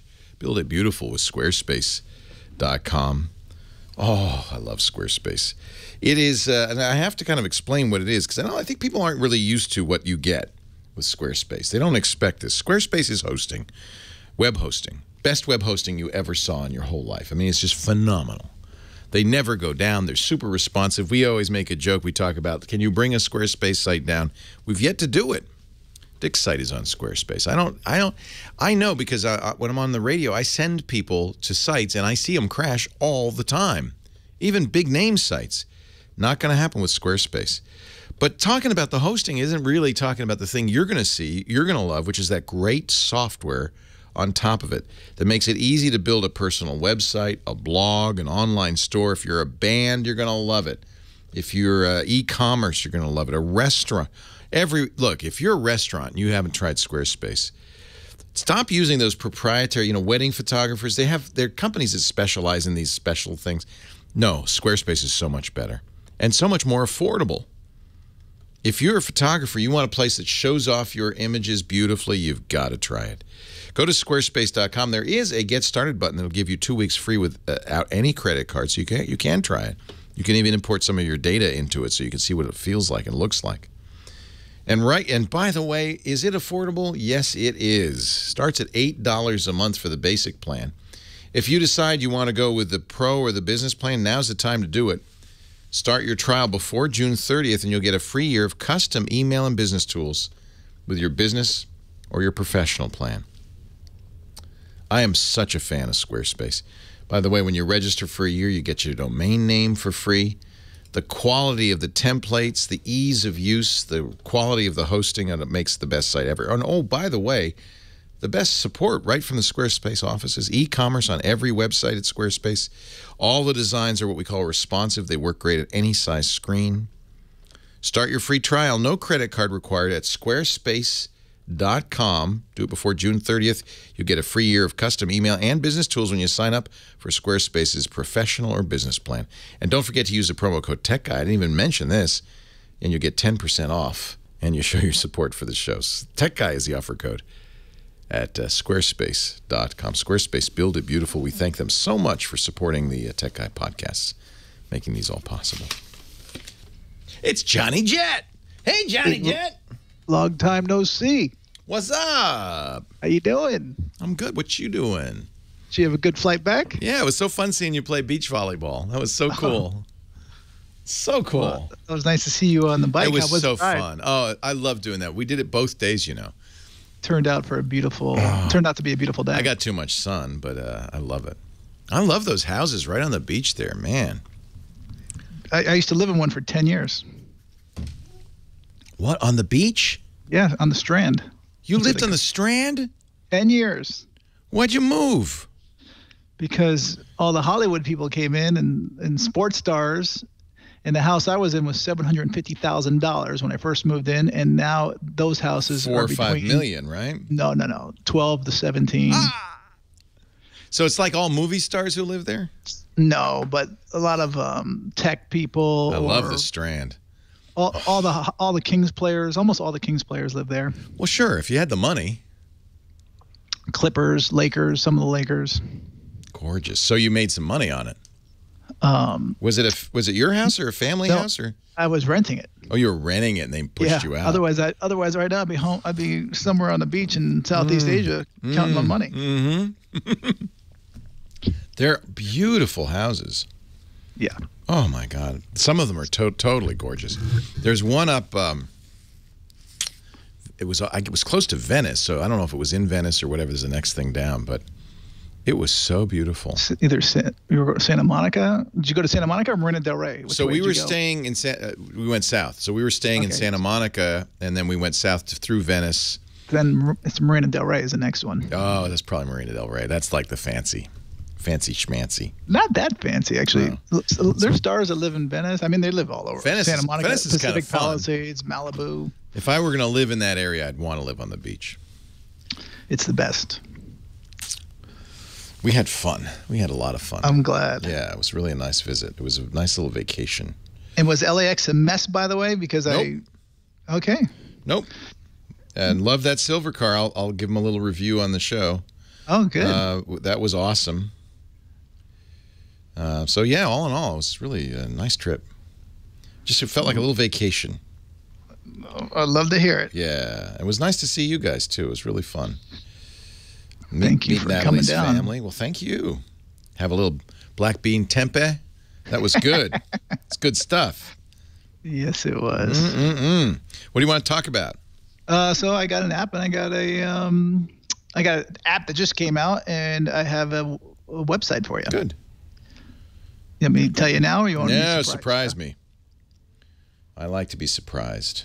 You probably tweeted it already, so I could just. I have not. Well, one's getting tweeted in a minute, and the other one I haven't even written about. So new. So fresh. So new. Leo Laporte, the tech guy. Time to ride that big old jet airliner with Johnny Jet. JohnnyJet.com, at Johnny Jet on the Twitter. He's our travel guru. Each and every week tells us a website and an app. I used, you mentioned, I don't know, a month or two ago, Silver Car, which is a new car rental app. Hi, Johnny Jet. How you doing? We had lunch. You tried it out yesterday. We had lunch yesterday, by the way, in Hermosa Beach. That was fun at the farmer's market. That was great. Highly recommend the black bean tempeh. $5. Go there. $5. Good. Chewy. Delicious. And the guy has a great patter. Great spiel. No, I tried Silver Car. So the idea is it's like, you know, there's this whole category of apps. You push a button. It's easy to reserve the car. They're all silver Audi A4s, hence the name Silver Car. Brand new. Brand new. They pick you up at the airport, which is cool. Did you have to wait long, by the way? No. Well, you know, he sends you a text saying, "Hey, let us know when you arrive." If you like, as you're taxiing up, you text them. They're there when you get out. And then you don't check bags. If you check bags, you should wait a little bit. Yeah. It didn't seem like it took that long. They whip over in their little Audi, and then they pick you up and they drive you over to the place, which is near all the other rental car places. But you don't have to ride that bus. You don't have to wait in line. You scan the barcode in the windshield. You get in the car and you drive off. It's awesome. It's awesome. It was. You know what? They told me they have 200 cars now at LAX, and they get They get more every month, so they're obviously doing well. Because I rented it in Austin, and they had 60 cars in it during South by. Yeah, they're growing. They're growing. They're growing big time. Yep. All right, so I got a new app for you. This one is called Sky Zen, Z-E-N. Zen and Now, Sky Zen. So, what does it do? My nickname, by the way, I told you my old nickname was Johnny Jetski. Then I changed it to Johnny Jet. I like Johnny Jetski. That's so good. But now, some of my friends call me Johnny Jetlag. Yeah. Because I'm always traveling and. Yeah. So anyway, this one was created by the IATA, which is the International Air Transport Association, which was surprising that they created this. But, their whole thing is they want to, cure people to beat jet lag. So it's free to download. It's only for Apple iTunes, and it only works with the Jawbone Health Tracker. Oh. So I do not have one, but I'm sure a lot of people do. Yeah, a lot of people do. I have one somewhere. So if you do, I would love to check it out. So all you do is it's real easy to. It downloads in a second. You put in, it'll ask you your age, gender, what country you live in. And then before you, man, you must be tired. Yeah, because it monitors your sleep patterns. So old, you must be so tired. Eat patterns. Yeah. And so it'll tell you, a regimen before, during, and after your flight. And it'll tell you, when to eat, what to eat. So it gives you a whole new meaning, like chicken and beef on the plane. But it'll also ask you, your flight number, the class of travel that you're in. Wow. So do you think it's pretty accurate? I mean, is it? I don't know. I'm skeptical, but yeah. Well, if you have a Jawbone up, they should have an Apple Watch version of this. What are they, crazy? I don't know what they must be. We're going. IATA. These guys are the ones that proposed making the carry-on smaller last week. Better not. But they're not going to. I just got you recommended Briggs & Riley's roller for carry-on, which I use. And then we're going, as you know, on this 2-week riverboat odyssey next week. Love it. Can't wait on Uniworld. And so I ordered the largest suitcase Briggs & Riley makes. It's pretty big. Did you get it? They have a new one with 4 wheels. Did you get the 4-wheeler? I got the spinner. Okay. I like spinners. My wife loves that. Because then, you don't have to tilt it to roll it. It just rolls in any direction, which is maybe not such a good idea, come to think of it. But I can't wait, and it's big. It looks like it would hold a whole family in there. So, what I like about those are the ones that expand. So you can. Yes, it expands. But what's the difference in a duffel? I have hard-sided luggage. I want something that expands now, so that's why I went to Briggs & Riley, and they're you recommend. I don't like the hard-sided, but what I like about I can't remember the name Briggs & Riley calls it, but it will expand and collapse, so you can put all your luggage in. Yeah, their duffel does that. And then you just push it down, and it locks in, so it makes it smaller. You get all the air out of it. Yeah, this does that.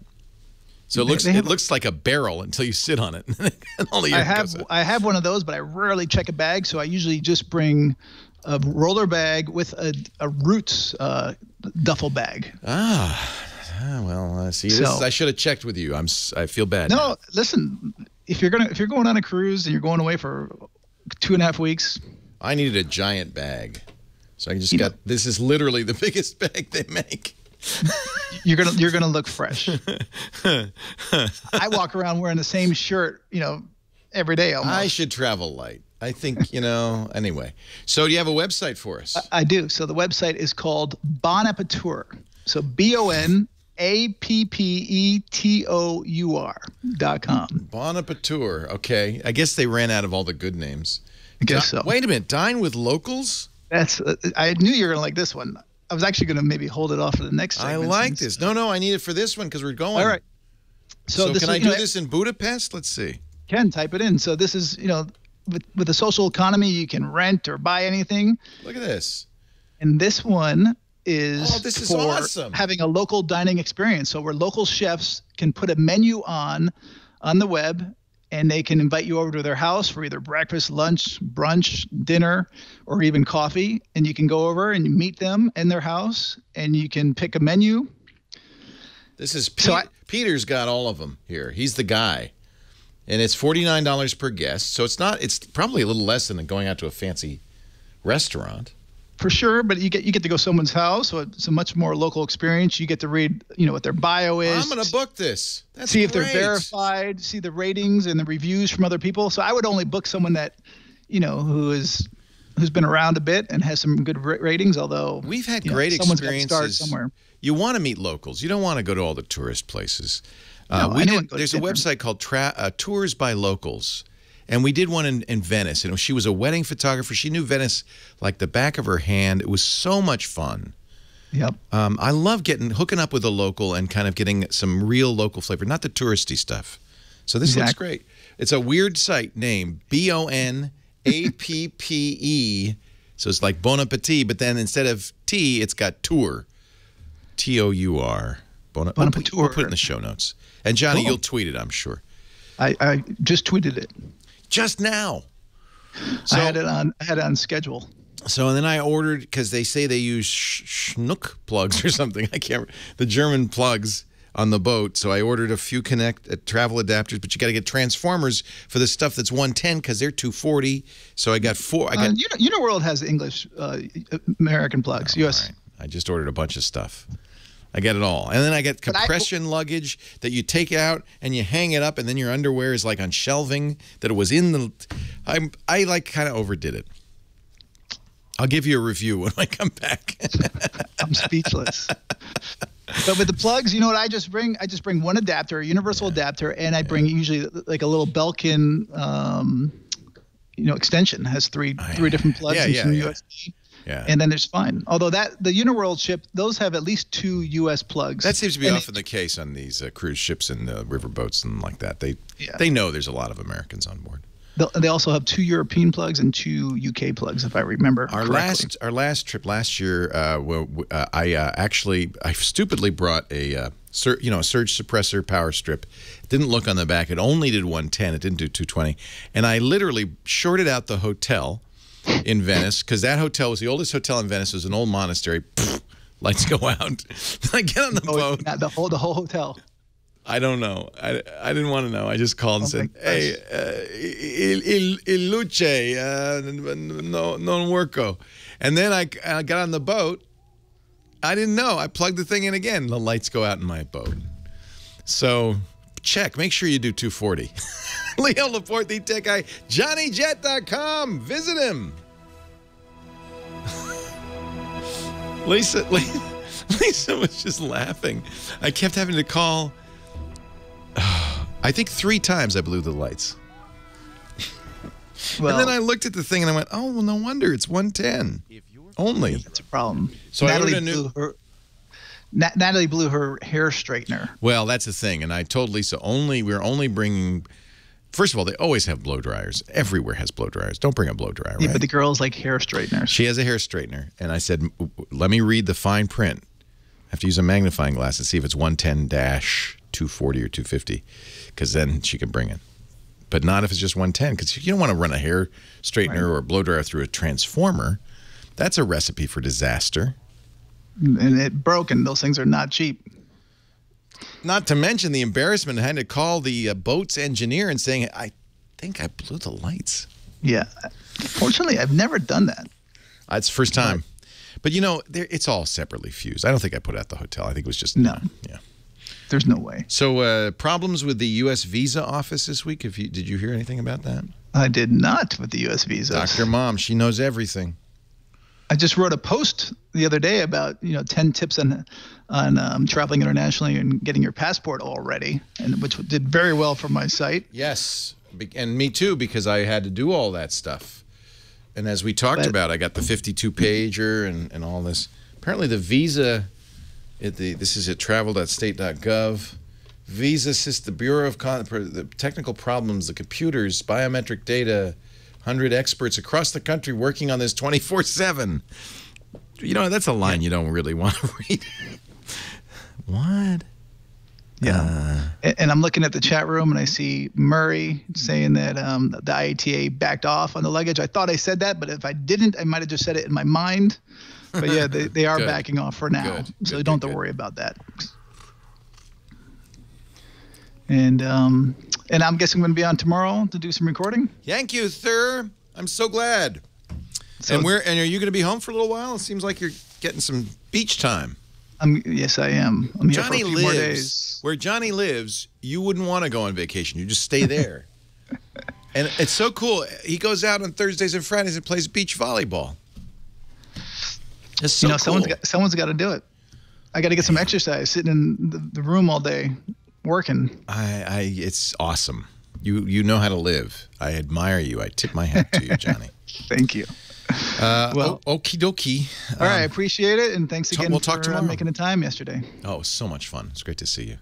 All right. I told Johnny I didn't go see my son who's in L.A. I went to see him. Well, you should definitely go see your son. Next time. All right, Johnny. See ya. Take care. Bye-bye. Bye-bye. Leo Laporte. Woohoo. The tech guy. 8888 Ask. Leo, that's the phone number. Don't worry, I know I said I'm going on vacation, but we have, as I mentioned, pre-recorded calls, and we have, I think, all new shows for you. Don't worry, lots of good stuff while I'm gone. It'll be as if I'm here. Daniel in Woodland Hills, California. You're next, Leo Laporte, the tech guy. Hi, Daniel. Hello, Master Leo. Hello, Master Daniel. So I'm using the Chrome browser on my XP machine. Love Chrome. And I've come across 3 fairly annoying issues. Hopefully you get time to comment on them. By the way, we do recommend, if you're going to continue using XP, because Microsoft's not keeping Internet Explorer up to date, using Chrome instead. They say they will keep it up to date. Right. Yeah. So when making calls in Gmail, the voice breaks up very badly, and I just can't make out what the other side is saying. Yeah, I mean, that's another browser. Like I've used Safari, and the calls are very clear. You're using FaceTime in Safari? What are you using to make calls? No. I'm just using the Google Talk in Gmail. Okay. If I use the Safari browser, it's very clear and no problems. But when I use it in Chrome, I can barely use it. But you're using Safari on a different computer. No, same computer. You're using Apple's Safari on your Windows XP machine? To make calls, yeah, because it's very clear and I have no issues with it. How interesting. Well, it's probably that doesn't have very many plugins, obviously, because Safari on Windows, while Apple does make it, is not widely supported. So that would be, you're probably not getting a lot of things running in the background. Do you have a lot of plugins on your Chrome? On the Chrome, I have a couple, not a lot. Yeah, I think Chrome is not exactly lightweight.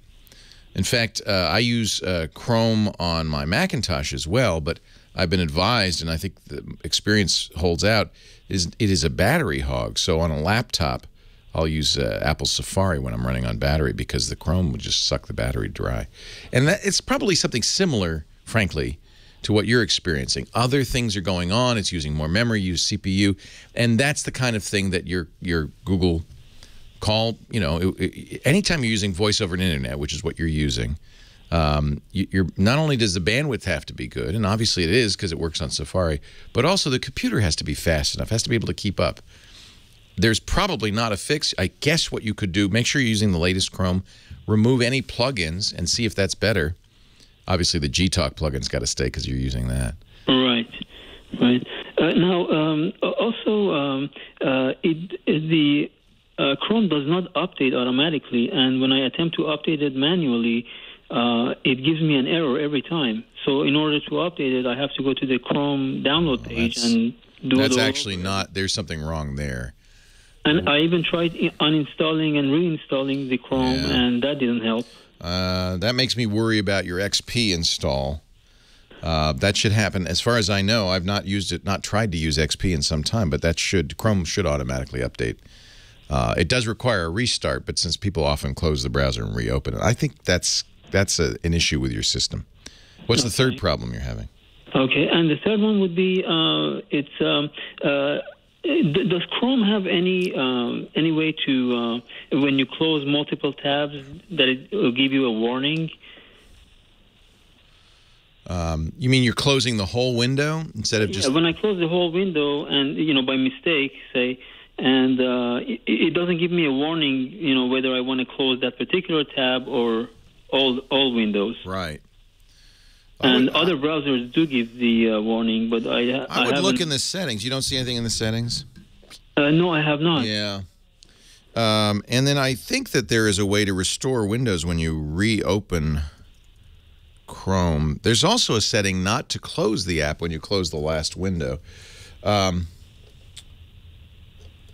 To restore closed windows and tabs in Chrome. Yes, I can do that. I can restore, but I was wondering if there is a way to set I think not. Not that I know of. You're right. Other browsers will warn you. That's a weird Windows thing, because Windows, if you close the last tab and you've done that, you do get a choice. Do you want to close the program out or leave it running? I don't know of a way. I think I probably would start looking at updating to either a newer version of Windows or a newer system. XP is so old at this point. You're not going to find much support for any of this stuff. I hate to tell you. At least you're using Chrome. Don't run, if you're running XP, don't run as an administrator, run as a limited user. You know, XP is long out of date. And while I completely understand why somebody would want to keep a computer that works perfectly well running, this computer is no longer running perfectly well. And I have a feeling, I bet you it's not just Chrome. Good luck, my friend. Stay thirsty or something. Mike, Newport Beach. Leo Laporte, the tech guy. Hi, Leo. How are you? I am well, and I love your question because I love talking about cameras. I'll give you the thumbnail on this. You're about to buy a new one? I'm looking to upgrade my camera. I have a 20D Canon with 3 lenses, and initially I was looking to upgrade to a 7D to keep the lenses, or maybe even a 5D, which I'd require a full frame, so I'd need all new lenses. Yeah. You can use the old lenses, but there'll be a crop factor. I really like Canon. I use the 5D, used it for years. But what you'll note immediately, it's heavier even than the one you have. It's big and bulky. And the nice thing about mirrorless, here's the advantage of mirrorless: lighter. There's no mirror. So I use a Sony A7 now, and I love it. But okay. Olympus has it depends on if you want a full frame sensor, I'd look, if you're going to get all new lenses anyway, this might be a good time to change to the Sony. Okay. The Sony sensors are used by Nikon. They're the best, I think, the best sensors out there. It's lighter. Here's the disadvantage. With a DSLR, you're looking, because it uses a mirror system, right through the lens when you look at the viewfinder. You're seeing exactly what the lens is seeing. That's why people use DSLRs. On a mirrorless, they eliminate that mirror. Doesn't have to move out of the way. Makes the camera simpler, lighter, thinner. But now you have to use a video tap. So there's a little tiny, believe it or not, video camera looking out through the lens. You still see what the lens sees through the viewfinder, but it's not directly optical. It's via video. So it's a little lower res. Some people might not like that. It does give an advantage. You can use an LCD, which if you've ever used a point and shoot, that's nice if you wish to use an LCD. It also has, it's articulable, so you can tilt it up or down so you can shoot from the waist. You could shoot above your head. I really like the Sony, and I like the lightweight. And if you're talking about image quality, full frame is significantly better than what you're using now, APS-C. So I think it's worth it. Okay. So the mirrorless, you can still use work it like you do a regular SLR. Exactly like an SLR. Yeah. Okay. So you just have a choice. You can use the rangefinder, the little eye cup, or you can use an LCD on the back. Okay. And I personally, I have switched. I think the image quality I'm getting I use an A7S, which isn't even like the top of the line A7. It's 12 megapixels, and I'm getting amazing image quality out of it. Plus, it's thinner, so you can use adapters. You can even use your existing Canon lenses. Get the right adapter. Autofocus is a little slow. But, boy, I mean, that saves you money. You can use a lot of different glass. Leo Laporte, the tech guy. I'm using a manual focus lens, so I don't care about the speed of autofocus. The other thing is, if you can wait and you've got some money, the Sony, I think August, the Sony A7R Mark II comes out, and that will be an amazing camera. Well, hey, how are you today? Leo Laporte here, the tech guy. Time to talk computers, the internet, smartphones, smartwatches, home theater, digital photography, anything with a chip in it. 888-827-5400. 5536. That's toll-free from anywhere in the U.S. or Canada. The website, keep this in mind, techguylabs.com. All my answers will go there, but also I hope your answers, too. If you're one of those people that shouts at the radio, Leo, you forgot. You got it wrong. Crazy. You're nuts, Leo. You don't have to shout at the radio anymore. You can go to the website. It's free, no sign-up, and just go to the question that that's in question and add your comments. And if you go there and you like a comment, you can vote it up, and you think a comment's wrong, you vote it down. That way, I'm hoping over time, the website just gets richer and richer and full of good, juicy information for everybody. TechGuyLabs.com. No sign-up, no fee. We don't want your email address. You can keep that to yourself. Just a good place to go. 8888 Ask Leo the number. Brian is in San Diego. He has a question. Hi, Brian. Hello, Leo. Good talking to you. Thanks for hanging on. Welcome. You bet. So I'm in the market for a smartwatch. I'm not really interested in the Apple Watch. And I believe I've narrowed it down to a Samsung Gear 2. Yeah. And my concern with that is it seems that they've migrated from an Android OS. Yeah, they're using Tizen. Yes, exactly. And the reason I've gone back to Android after trying an iPhone is I really like the Android apps that are available to me in the type of work I do. So, what do you suggest? What do you think? I wore this Gear 2 for a while when I reviewed it, and I was less than impressed. There's some things about it I like, but I feel like Android, the way to go is Android Wear. I have to say, in general, I feel like smartwatches are kind of dopey.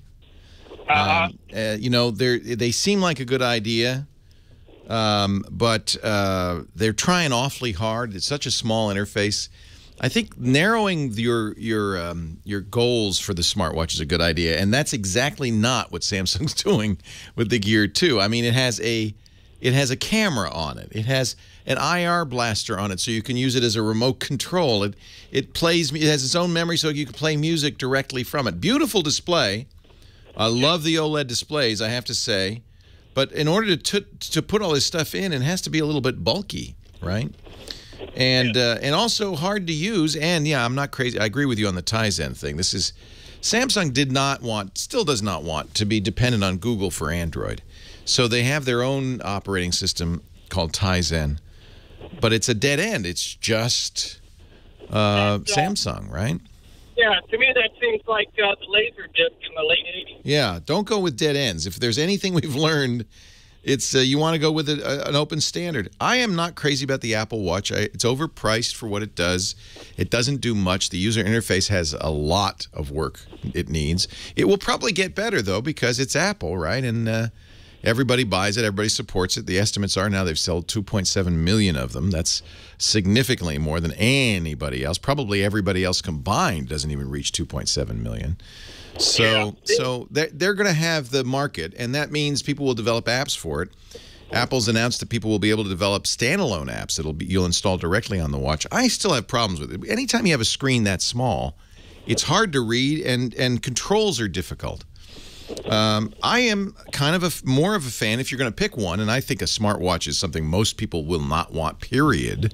But if you want a smartwatch, and there's two things they do well, fitness, it could be like a Jawbone or a Fitbit Flex. It can go on your wrist and measure your steps and your exercise.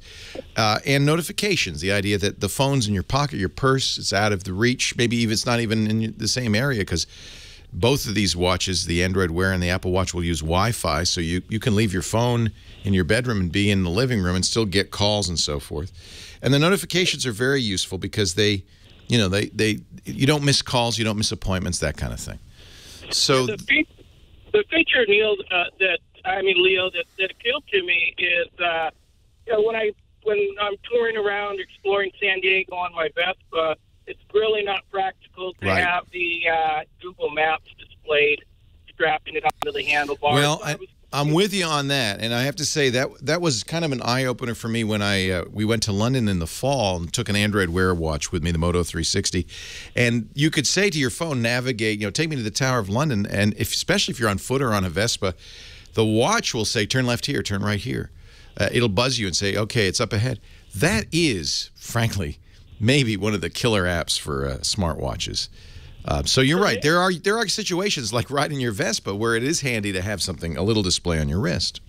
And a safe feature as well. For me, that would be worth the $300 or the $200 if I go with the gear without a camera. I don't think you need a camera. As I said, I've worn these watches. You have to hold your wrist just so to take the picture. That's silly. Well, you're not going to take a picture with your wristwatch. And that adds to the stiffness of the band and the complexity of the watch.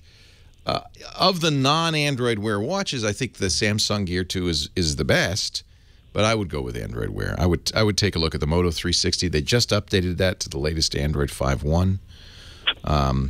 I think it's a nice watch, and they're selling it for, I think, $150. Has half what the Gear 2 sells for.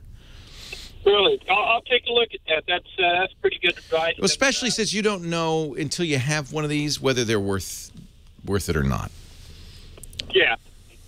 Exactly. The Moto 360, does it have that the map app, or at least Yep, and it uses Google Maps. Perfect. Yeah. I have an issue with Google Maps, and I appreciate the Android platform. Yeah, I think Android Wear is going to go farther than anything proprietary that Samsung does. That'd be my strong recommendation. But I have to tell anybody who doesn't yet have a smartwatch, don't feel like you're missing out. You're not.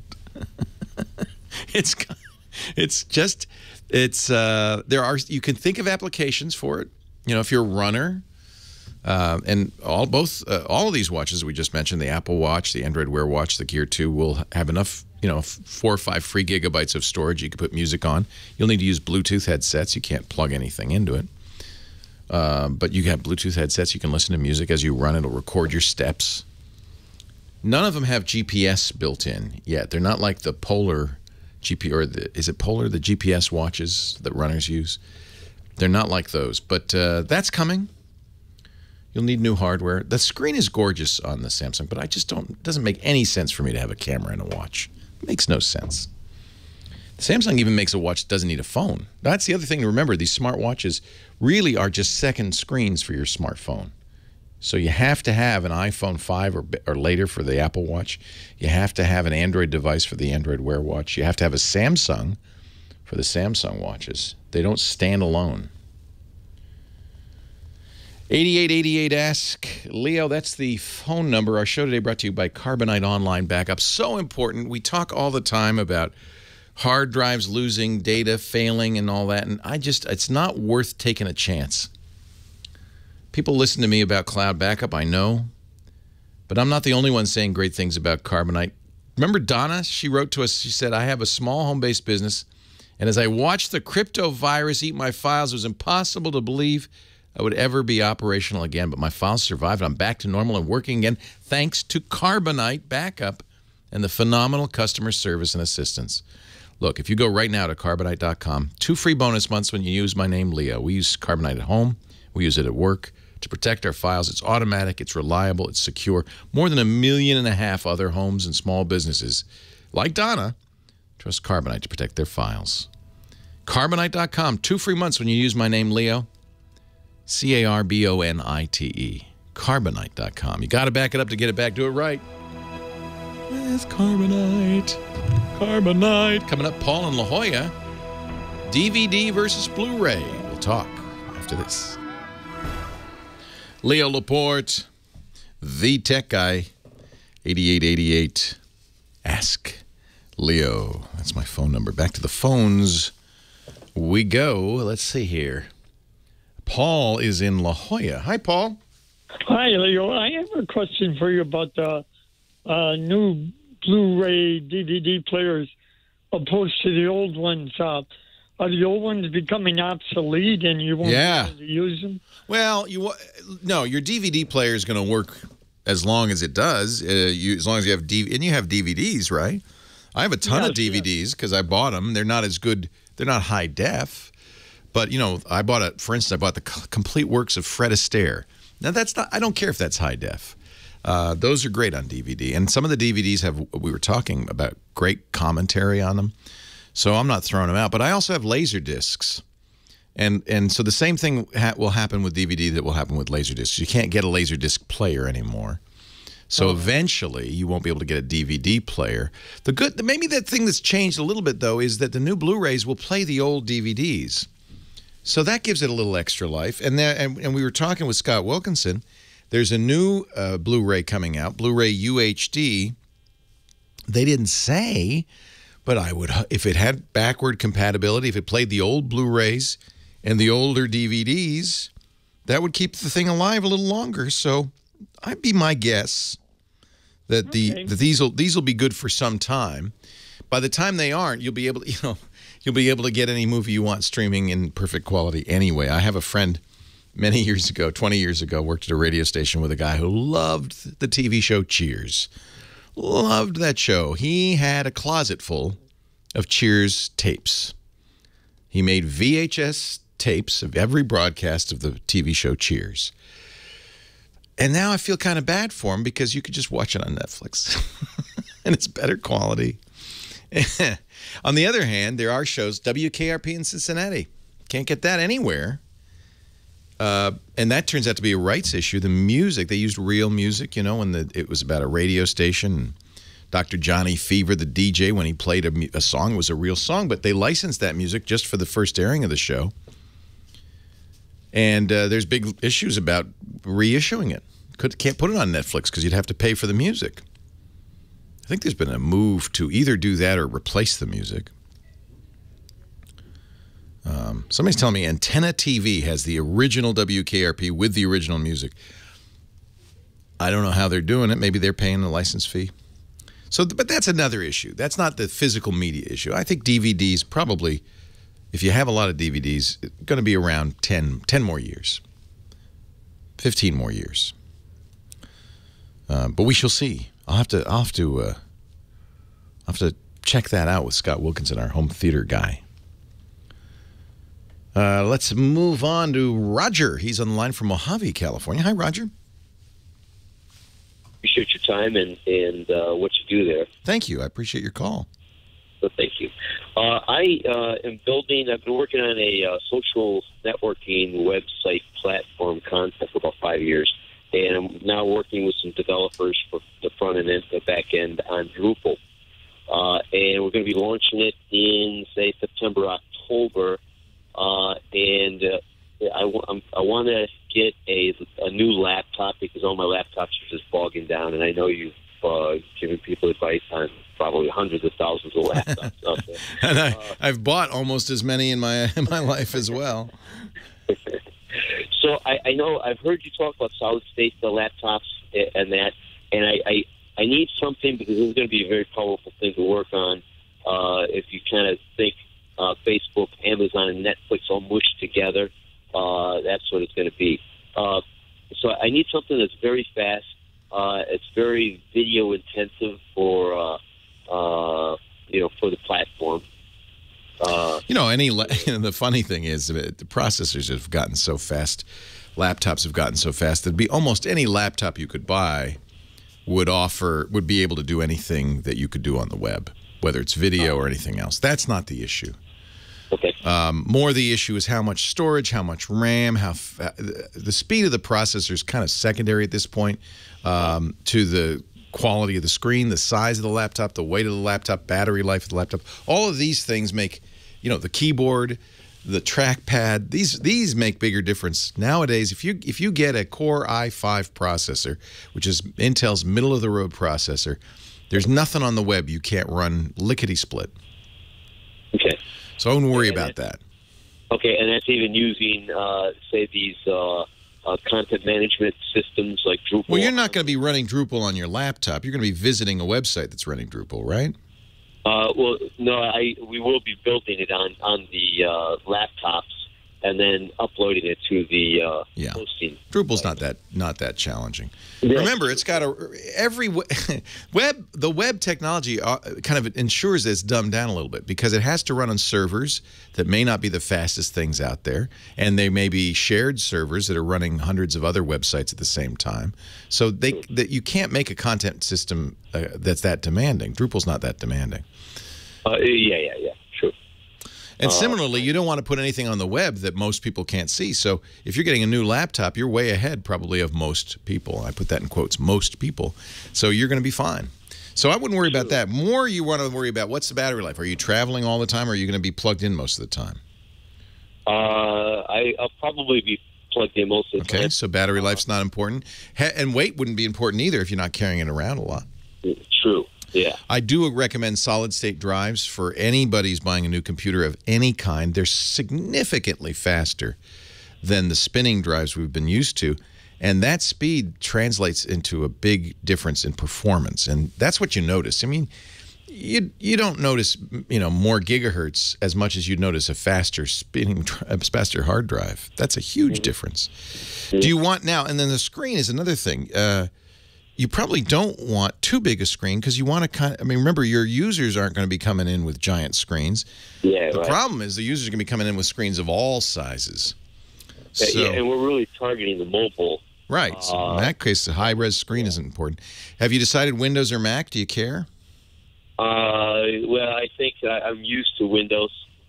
A lot easier doing web design, I think, on a Mac, only because you can quickly put a lamp stack, which you'll need, well, you're not using the Linux part, but using Apache, probably PHP.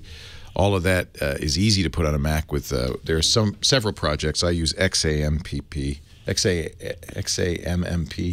can't remember. XAMPP. And that is a single download that you put on your Mac that basically turns your Mac into a web server. I'm sure there must be something similar. Actually, they do. They have it for Windows. So never forget what I said. You can put it on Windows. So that won't make much difference. I think that I'm going to recommend. I have a Dell XPS 13, the new XPS 13, fantastic. You could, if you need a bigger screen, get the XPS 15, which they just released. It's beautiful. The only negative on this, great keyboard, great trackpad, is that they decided to go with what they call a bezel-less design. The screen is almost edge to edge, but that means there's nowhere for the camera to go. So they put it at the bottom of the screen. It's kind of looking up your nose when you're Skyping. If that's not an issue, boy, I think the Dell XPS 15 would be a really good choice for web development. Leo Laporte, the tech guy. Leo Laporte, the tech guy. Fire up the bagpipes. Time to answer some tech questions. 8888 Ask Leo. Brad is on the line from Kansas City, Missouri. Hey, Brad. Hey, Leo. Thanks for taking my call. Thanks for hanging on. What can I do for you? Okay, iPhone 6 Plus. When I bought it, they had that YouTube music on there, right? No, not when you bought it, but it did download shortly thereafter. Yeah, they gave you the Songs of Innocence free. Yeah, and the first time I was able to delete them. And then I get the message, oh, hey, you haven't backed up your iPhone in weeks. Oh, yeah, I got to back up my phone. So I back it up. It puts them back on. Now I can't get rid of them. You know, I kind of feel for Apple because they wanted to do something nice. They wanted to give everybody a copy of that U2 album. But unfortunately, if you had it, and this is a setting that I turn on, but it's not the default setting, but a lot of people turn it on, that it will automatically download any new music from your iTunes account. Well, if you had that turned on, all of a sudden you got a U2 album delivered to your iPhone or iPad. Now, the problem with that is the way Apple sets this up, you can't delete songs directly. So you're kind of sitting there looking at an album you don't want. Yeah. Apple responded. There is a tech note, and I'll put a link in the show notes, how to remove the iTunes gift, notice they say that, gift album, Songs of Innocence, from your music library and your purchases. And that's what you're going to want to do because it'll keep showing up as something in your library. So there's a website you go to. It's itunes.com/gift SOI, that's for Songs of Innocence, SOI-remove. And then so they actually made a website. And I feel bad for Apple because I don't think they did this maliciously. Even Bono said he felt terrible about it, the U2 lead singer. So once you go to this website, you can permanently remove Songs of Innocence, not only from your phone, but from your life. And from your life. I don't want to remove it from my life. Just want to get it off. Well, this will remove it from your account so that you no longer own it. I don't know if that's what you want it to do, but yeah, I kind of do. Yeah, I kind of do. If I can buy, I might go one by one later. It's not a bad LP. I feel like it was a little. I understand their intent was good. They wanted to give people this album. And U2, by the way, paid them, I think, actually, Apple paid U2 a lot of money for this. I think well in excess of $100 million for the right to do this. And they thought this would be not, well, those are albums that U2's not going to sell. So I think they thought they were doing a nice thing. Remember Tim Cook, the CEO of Apple, on stage with Bono, and he said, and we're going to turn this on right now, and they touched fingers, and it was a weird moment, but a touching moment. And I think that they meant the best. But what they didn't understand is that people aren't crazy about you forcing music on them. Yeah, I'm not mad at Apple. I just want to get it off of my phone. Yeah, it was a little bit tone deaf for them to do it, and that's how you do it. They responded, iTunes.com/SOI-remove. We'll put a link in our show notes at techguylabs.com.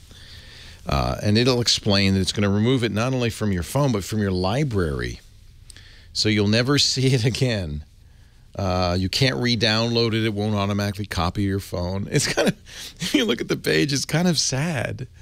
The little U2 CD looks kind of sad. Like you're rejecting it. Oh, please don't remove me. Please. How embarrassing, though, for the band. People were angry that they got a free album. Ken in Long Beach, Leo Laporte, the tech guy. Hi, Ken. Oh, hi, Leo. Things have come together where I have 4 computer changes to make here. Okay. I need a new camera, a new computer, possibly new hard drives, and, of course, there's the Lightroom versus Aperture. Well, Aperture's gone, so you don't have to worry about that anymore. Well, now I could continue to use it just as a library. Yeah, not a bad idea, but Apple's, basically stopped it.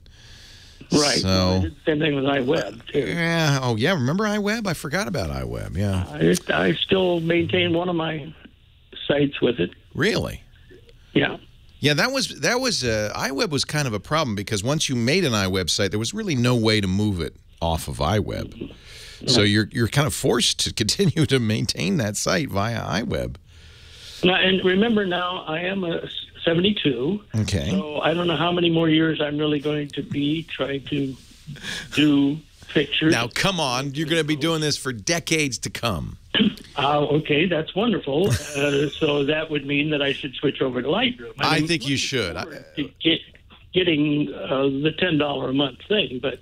Well, and that's true. That's what the way to get Lightroom now is with the Adobe Creative Cloud subscription. They have a photographer's version. It gives you Lightroom and Photoshop for $10 a month. And for those of us who spent $7.99 on Photoshop, that seems like a pretty darn good deal.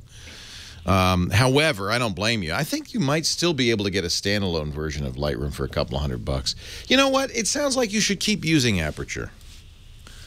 And then just transfer out of it into. I've never used Photoshop, but Photoshop. Yeah. I would just keep. You know what? You make a good point, especially since you're still using iWeb. Aperture is going to keep running. It's not going to break. Right. It's not going to be wear out. So keep using it. You like it? Okay. You can use Apple's new Photos app. When you get a new Mac, you'll get the new Photos app. iPhoto's been superseded. And it can also do some of the things Aperture did. If you're using Aperture kind of as a lightweight way to keep your library up to date, Photos might be better. And so you think that part of my worry is getting my stuff from Aperture as it is. That's on my not a problem. hard drives into Lightroom. Yeah, no, that's not my a problem. Keywords and everything will. Oh, keywords. Oh, no. That's an interesting question. I think there is an Aperture to Lightroom translator. Because I do think Adobe or somebody did that because so many people like you are moving to the abandoned Aperture to Lightroom. I used Lightroom all along, and I really like it. If you do a lot of photo editing and manipulation and massaging, it's the king of the hill. And plus, you get Photoshop. So if you really need something heavy duty, you've got that.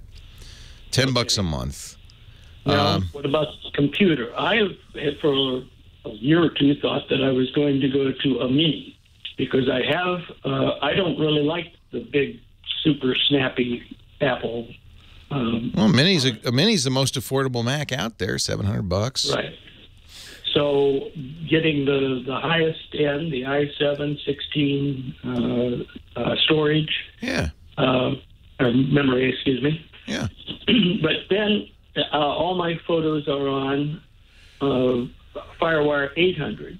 Yeah, you're going to have to convert that now. Everything's Thunderbolt. Apple has abandoned FireWire. Yeah, you can. There is an interface. Yep. But I really probably, if I want to get the speed, I just have to convert everything over to new hard drives. Yeah, eventually. And Thunderbolt is great. You're going to like Thunderbolt.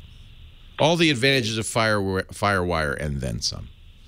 But you could continue. Yeah, you can get an adapter. I don't even think they're that expensive so that you can use your existing drive. And then as you get new drives, you'll get FireWire drives. So in the situation where you have no choice. There's no new Mac that has FireWire.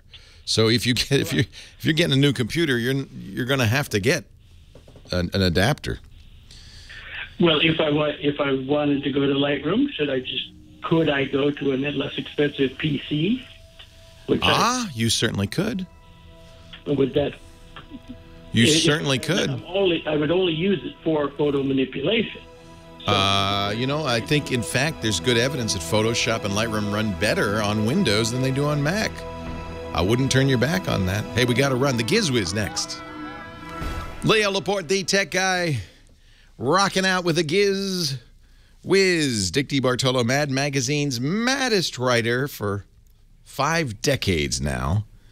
Not consecutive. I think he took the 60s off. And he's also, we call him our Gizwiz because he brings a gizmo or a gadget each and every week to our show. Thank you for coming to join us today, Dickie D. Thank you. What do you got for us? Well, you know what? You went through a lot of entertaining, right? We have soirees, salons, booze cruises. We do it all from our house. Oh, okay. Okay. Well, then you would like to know about Perfect Drink. Okay? Perfect Drink. I've been seeking this all my life. Yes. Okay. So Perfect Drink is a scale that hooks up to your iPad or your smartphone. You know, that's not the first thing I thought of when you said Perfect Drink. Oh, okay. It's a scale? A scale. This is how you make a perfect drink. There are 400 drinks in their recipe book. You can add your own. And a thing I like that I really love is you tell it what booze you have in the house. Oh. And then it brings up recipes that uses what you already have. Here's something you can make with a 5-year-old bottle of coconut rum. There you go. So what you do is you put the stainless steel shaker that comes with it on the scale. You pick out the drink. No. Yes, and then an empty glass with the ingredients shows up on your iPad or smartphone or whatever. You start Is the scale connected to your iPad? Yes, exactly. There's a little, it goes into the headphone jack or whatever you want to connect it to. Holy moly. Then you start pouring the liquor in, and the glass starts filling up with... What if I sit on the scale and just pour it into my mouth? I think there's a weight limit. Yeah. Are you past 500 ounces? Don't make a 500-ounce cocktail. That would be bad. So you don't have to measure because it knows. No, you don't. So you start pouring it in. That will turn green, and you'll hear a ding, and it'll get a check mark. Then you start pouring in the next ingredient, and that will start filling up. Now you accidentally pour in too much liquor. It has an overpour detector? Yes, it tells you to go back. The ingredient below it lights up and tells you start adding more of the other ingredient so that the drink will be perfect at the end. Oh, that's clever. This is really amazing technology. Yes, and then when you get to the top, it says add ice, and when you take and for how many seconds you have to shake it for, because you're now adding water because the ice is going to melt. Right. So you put the ice in. When you take the shaker off the scale, it starts the stopwatch. And when you hear the ding and the stopwatch goes to zero, you stop shaking. It's too bad I don't drink. It makes me want to start drinking. It was pretty neat. The guy made amazing. me a very exotic cocktail. I even forgot what it was. And the great thing, Liam, it's $50. Wow. And on Amazon, it's $42. Wow. You get the scale, you get the little stand for your iPad or your smartphone, you get the connecting cable, and you get the stainless steel cocktail shaker. This is amazing. Yeah. And then they said around October they're going to have a Bluetooth wireless version. That's what they need. Yeah, and it's backlit, but that's going to list for $99. And it has a compatibility chart on the website, so you can see if it'll work with your device. Yeah, it was pretty neat. I was very impressed. And there's Steve Harvey. He says, "I'm getting me one of these," says Steve Harvey. Yeah. I'm getting me one of the perfectdrinkapp.com. Yes. Wow. And they make a companion thing. If you're a baker, they make perfectbake.com. Oh. Which comes with mixing bowls that would be instead of good. the shaker. Okay. There you go. Yes. There you go. I may not drink, but I'm addicted to breads and baked there you goods. go. Okay. Perfectbake.com is their sister website. That's brilliant. Yeah. Yeah. Brilliant. You see, with you, I never know. I sit here in trepidation. Actually, I'm in Manhattan. Oh, okay. Sometimes I'm in trepidation. If you go to gizwiz.biz, what will you find? You will find a website featuring this fella here, Dickie DeBartolo, and there is everything on here. You just did World News Now, I saw, so all the gadgets there. Oh, my goodness, I did travel gadgets. Yeah, and I'm traveling, so I'm gonna take a look at those. The pancake bot. That sounds like fun. That's for the Gizwiz show at gizwiz.tv. Yeah, actually, I'll tell you about that on another spot that we do in the future. And don't forget to click the button that says, what the heck is it? Because if you can identify this gadget or gizmo, or just come up with a silly explanation of what it does, you could win an autographed copy of Mad Magazine from this guy right here, Dick DeBartolo, Mad's maddest writer. Thank you, Dickie D. Yes, sir. Appreciate it. One more call, I think, maybe two. Let's see. Before we run along. Line 4 is Scott in Newport Beach. Hi, Scott. Hi, Leo. We have hosted our own email at my small little business. And when we moved to Office 365, one unexpected thing, and we've seen this from other people we work with, is that when a email is sent from a PC, it arrives beautifully. But if it goes to a phone and gets forwarded or replied to, oftentimes the PNG and JPEG files, the corporate logo, Twitter, Facebook icons, and so forth, end up as attachments. Yeah. And so when something jumps back and forth a couple of times, you have 6 or 8 attachments. It's very cluttered and unprofessional. I wish I had a good answer for you. This is because the email standard doesn't really say what should happen here. Inline images is not the way it's supposed to be. That's just an affordance that Office gives you, that Outlook gives you, and some other email programs give you, but you can never be sure that that's going to be the case. The email programs I use never show these as inline attachments. They always show them as, because I don't use HTML email, I feel like it's dangerous. So I always will see an attachment from you. So it's there's no good answer to this. You cannot force it because you don't control what the recipient is doing. And it seems to happen on the mobile device, not PC. Well, it'll happen in a variety of places. You just don't know about it. There's no, in other words, there's no fix except to stop putting images in your email. That's not supported. So inline, what the thing that you're counting on, inline images, is something that's provided in some cases by some email packages. It is not a standard. It is not something email promises. And in many, many cases, and you don't know which because you don't know who's getting your email or what their programs are using. In many cases, it'll show up as an attachment.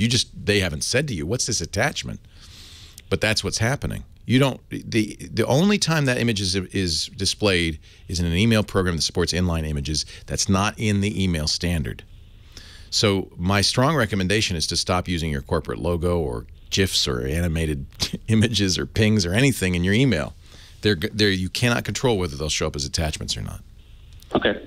That's just the answer. Email is really designed around text. I turn off HTML in my email programs because that's a source of it can be a source of exploits of malicious software.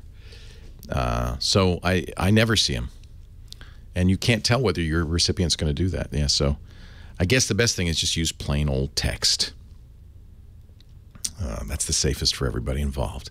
Hey, thanks, Juan, for doing a great job back at the studio. To Heather Hammond, the phone ranger, thanks to you for joining us. We'll see you next time. I'm Leo Laporte, the Tech Guy. Have a great Geek Week. Well, that's it for the Tech Guy Show for today. I'm Leo Laporte. Thank you so much for joining us. Don't forget, the Tech Guy is just the tip of the iceberg. We do nearly 30 shows now on the Twit Netcast Network, and you'll find them all at twit.tv. We talk about Windows on Windows Weekly, Macintosh on Mac Break Weekly, iPad on iPad Today. You get your daily dose of tech news from Tech News Today, and our weekly roundtable show, This Week in Tech. It's all at twit.tv.